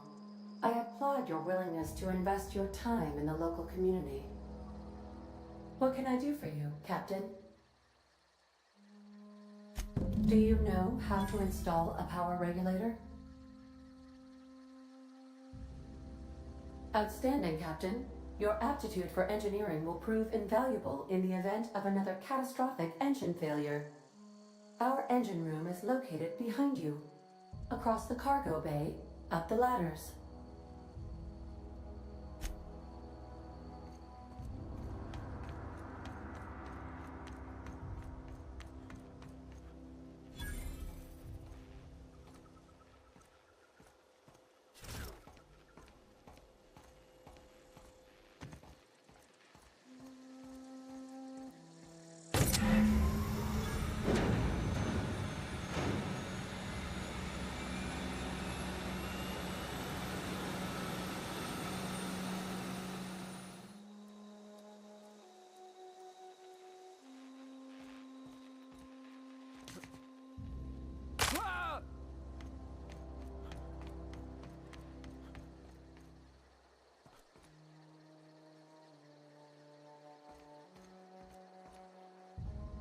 What can I do for you, Captain? All systems are operating within acceptable parameters. I am prepared to bring the unreliable into low-altitude orbit.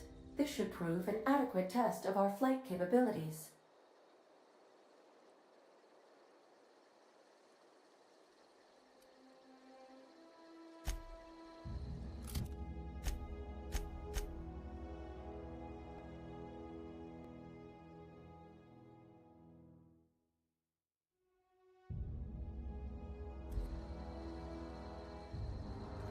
Welcome back, Captain. All systems are now operating within acceptable parameters. Shall I take our ship into orbit?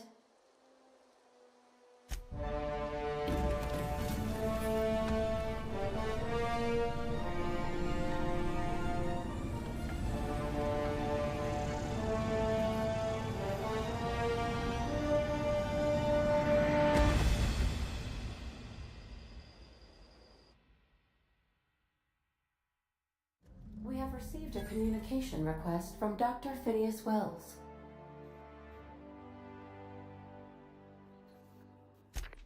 Aha, there you are, hale and hearty, and captain of your own ship. I see you're putting the unreliable to good use. Shame about her former captain. Horrible way to die. How are you feeling, by the way? I lost track of you in that cave back there. Experiencing any, unnatural drippage? Perfectly normal side effect of thawing, I assure you.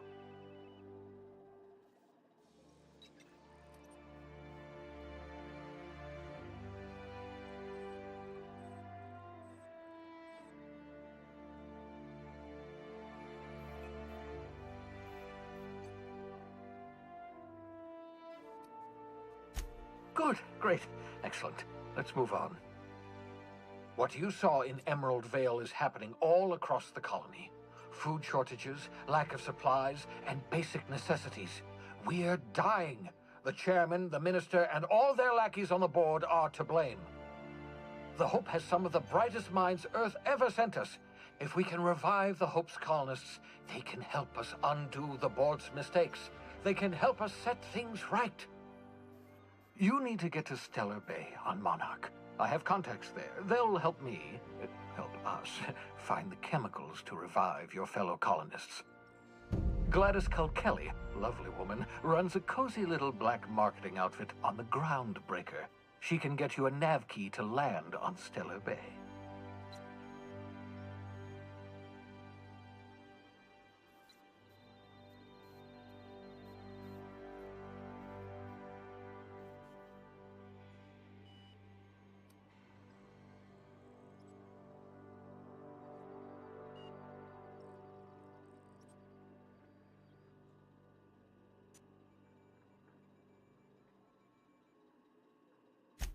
Strictly speaking, Monarch is a moon, terraformed badly, and almost completely lawless. You'll love it.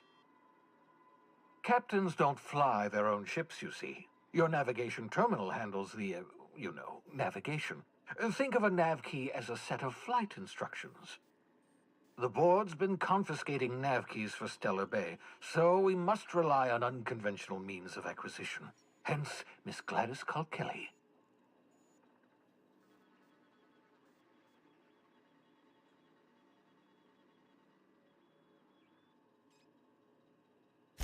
Excellent. I'll send her a wireless. Let her know you're coming. By the way, I gave Captain Hawthorne a disguise apparatus of my own design, cutting-edge technology years ahead of its time. I call it the Holographic Shroud. I'm sure it will prove remarkably useful to you. You'll find it in the captain's quarters.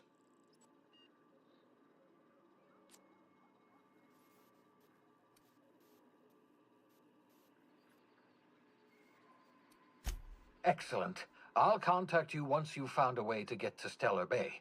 If you have any questions, come see me in my lab. And remember, don't trust the board. They'll try to win you over with promises of wealth and power, but it's a lie. The board's only interested in filling their own pockets. If we don't put a stop to them, they're going to run this colony to the ground. Transmission ended. If you are ready to depart, please select a destination on your navigation terminal.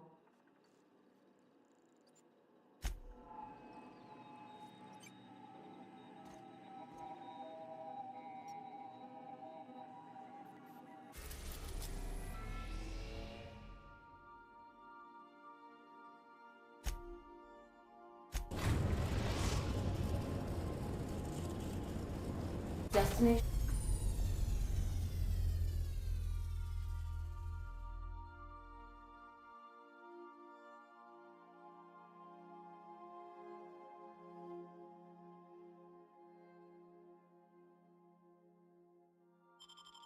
Reached the Groundbreaker.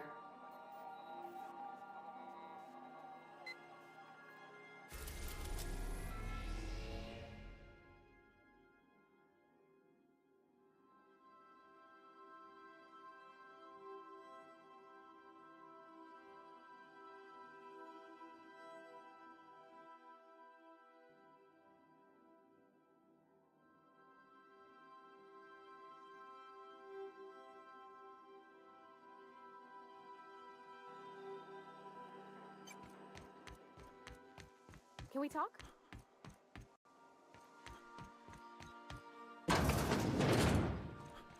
Make yourself at home, Captain.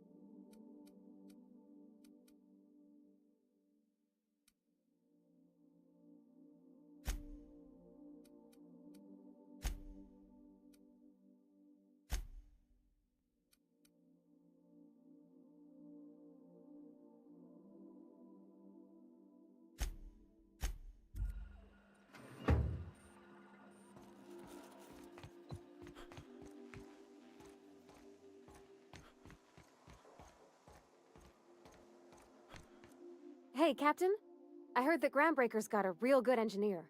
A lady named Junlei Tennyson?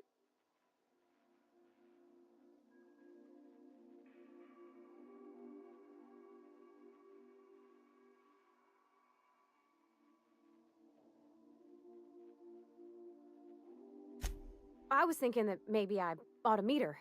If you got time to swing us by, I mean. I don't got much experience fixing actual spaceships. I bet you a can of Borston beans she could teach me all manner of stuff. Thanks, Captain. I'll be sure to make it worth your time. Did you want to talk about something else?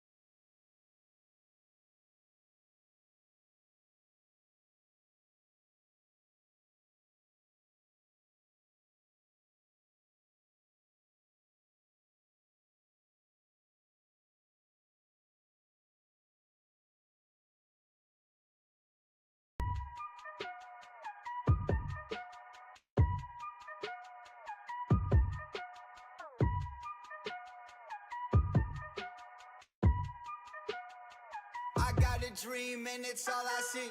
I got my team and it's all I need. I see them hating and it's fine by me. Fine by me. See them hating and it's fine by me. Fine by me. I see 'em hating and it's fine by me.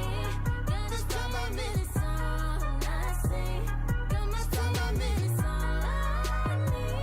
See 'em hating and it's fine by me. It's fine by me. Yeah, haters know I get a lot of. Wait, hold up, shit. Haters know I got a lot of. Wait. Hold up, shit. Haters mad cause they get nada. Got a lot of dollars, look like I just hit the lotto. Rich, pop my collar, looking like a baller. Take shots like revolver, but the stroke so Arnold Palmer. Don't tell me act right, I be in my bag like I be in the fast life. Blow money like a bagpipe. And it's all I see. I got my team and it's all I need. I see them hating and it's fine by me. Fine by me. See them hating and it's fine by me. Fine by me. I see 'em hating and it's fine by me. Got a dream and it's all I see. Got my team and it's all I need. See 'em hating and it's fine by me. It's fine by me. Boy, it's only buckets where I'm at. Where I'm from, they don't tuck it. They just shoot dick buckets through the gap. You be sluggish at the bat. I be Kirby Puckett. Sticking House of Moan Brown. Stuck it to the mat. Magic fingers like I'm Stephon Diggs. I don't like my coffee black. I like it Tayshaun Prince. Hold on to the balls, just like Marshawn Lynch. In the whip, you ain't like the. I got a dream and it's all I see.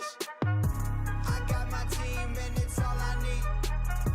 I see them hating and it's fine by me. Fine by me. See them hating and it's fine by me. Fine by me. I see 'em hating and it's fine by me. Got a dream and it's all I see.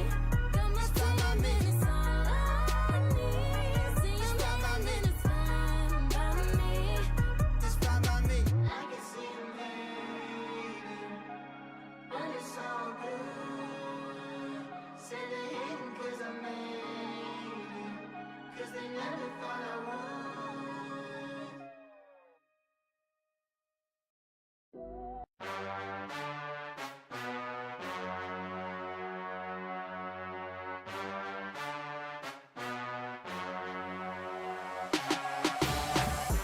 I've been in them streets like a stop sign. You say you in them streets, boy, stop lying. Whole team full of winners, we just doing fine. All I hear is F12, but y'all dropping down. Y'all need to cut it like scissors. Hop out that whip and they know that I'm tripping. You can't get this kind of sauce, not with your dinner. I'ma need a faux boy, cause I be sipping. In my pocket full of blue strips like Crips do. Y'all say y'all getting money, but y'all rent do. I just spit the bag for my chain too. They know I'm getting money when I fall through. You know that I'ma get it every day, boy. I really grind for that bag, boy. In the South, we don't play, boy. You see my watch, that's that big, boy. You know that I'ma get it every day, boy. I really grind for that bag, boy. In the South, we don't play, boy. You see my watch, that's that big, boy. That money do some things, but that power better. Self-made, self-paid, I can do whatever. I've been in them trenches, I've been staying busy. I really know some killers, they been waiting for business. I stacked it to the ceiling, I ain't going broke. I came from the bottom, yeah, that life rough. But I made it there, to the man above. This is the life that I dreamed of. You know that I'ma get it every day, boy. I really grind for that bad boy. In the South, we don't play, boy. You see my watch, that's that big boy. You know that I'ma get it every day, boy. I really grind for that bad boy. In the South, we don't play, boy. You see my watch, that's that big boy.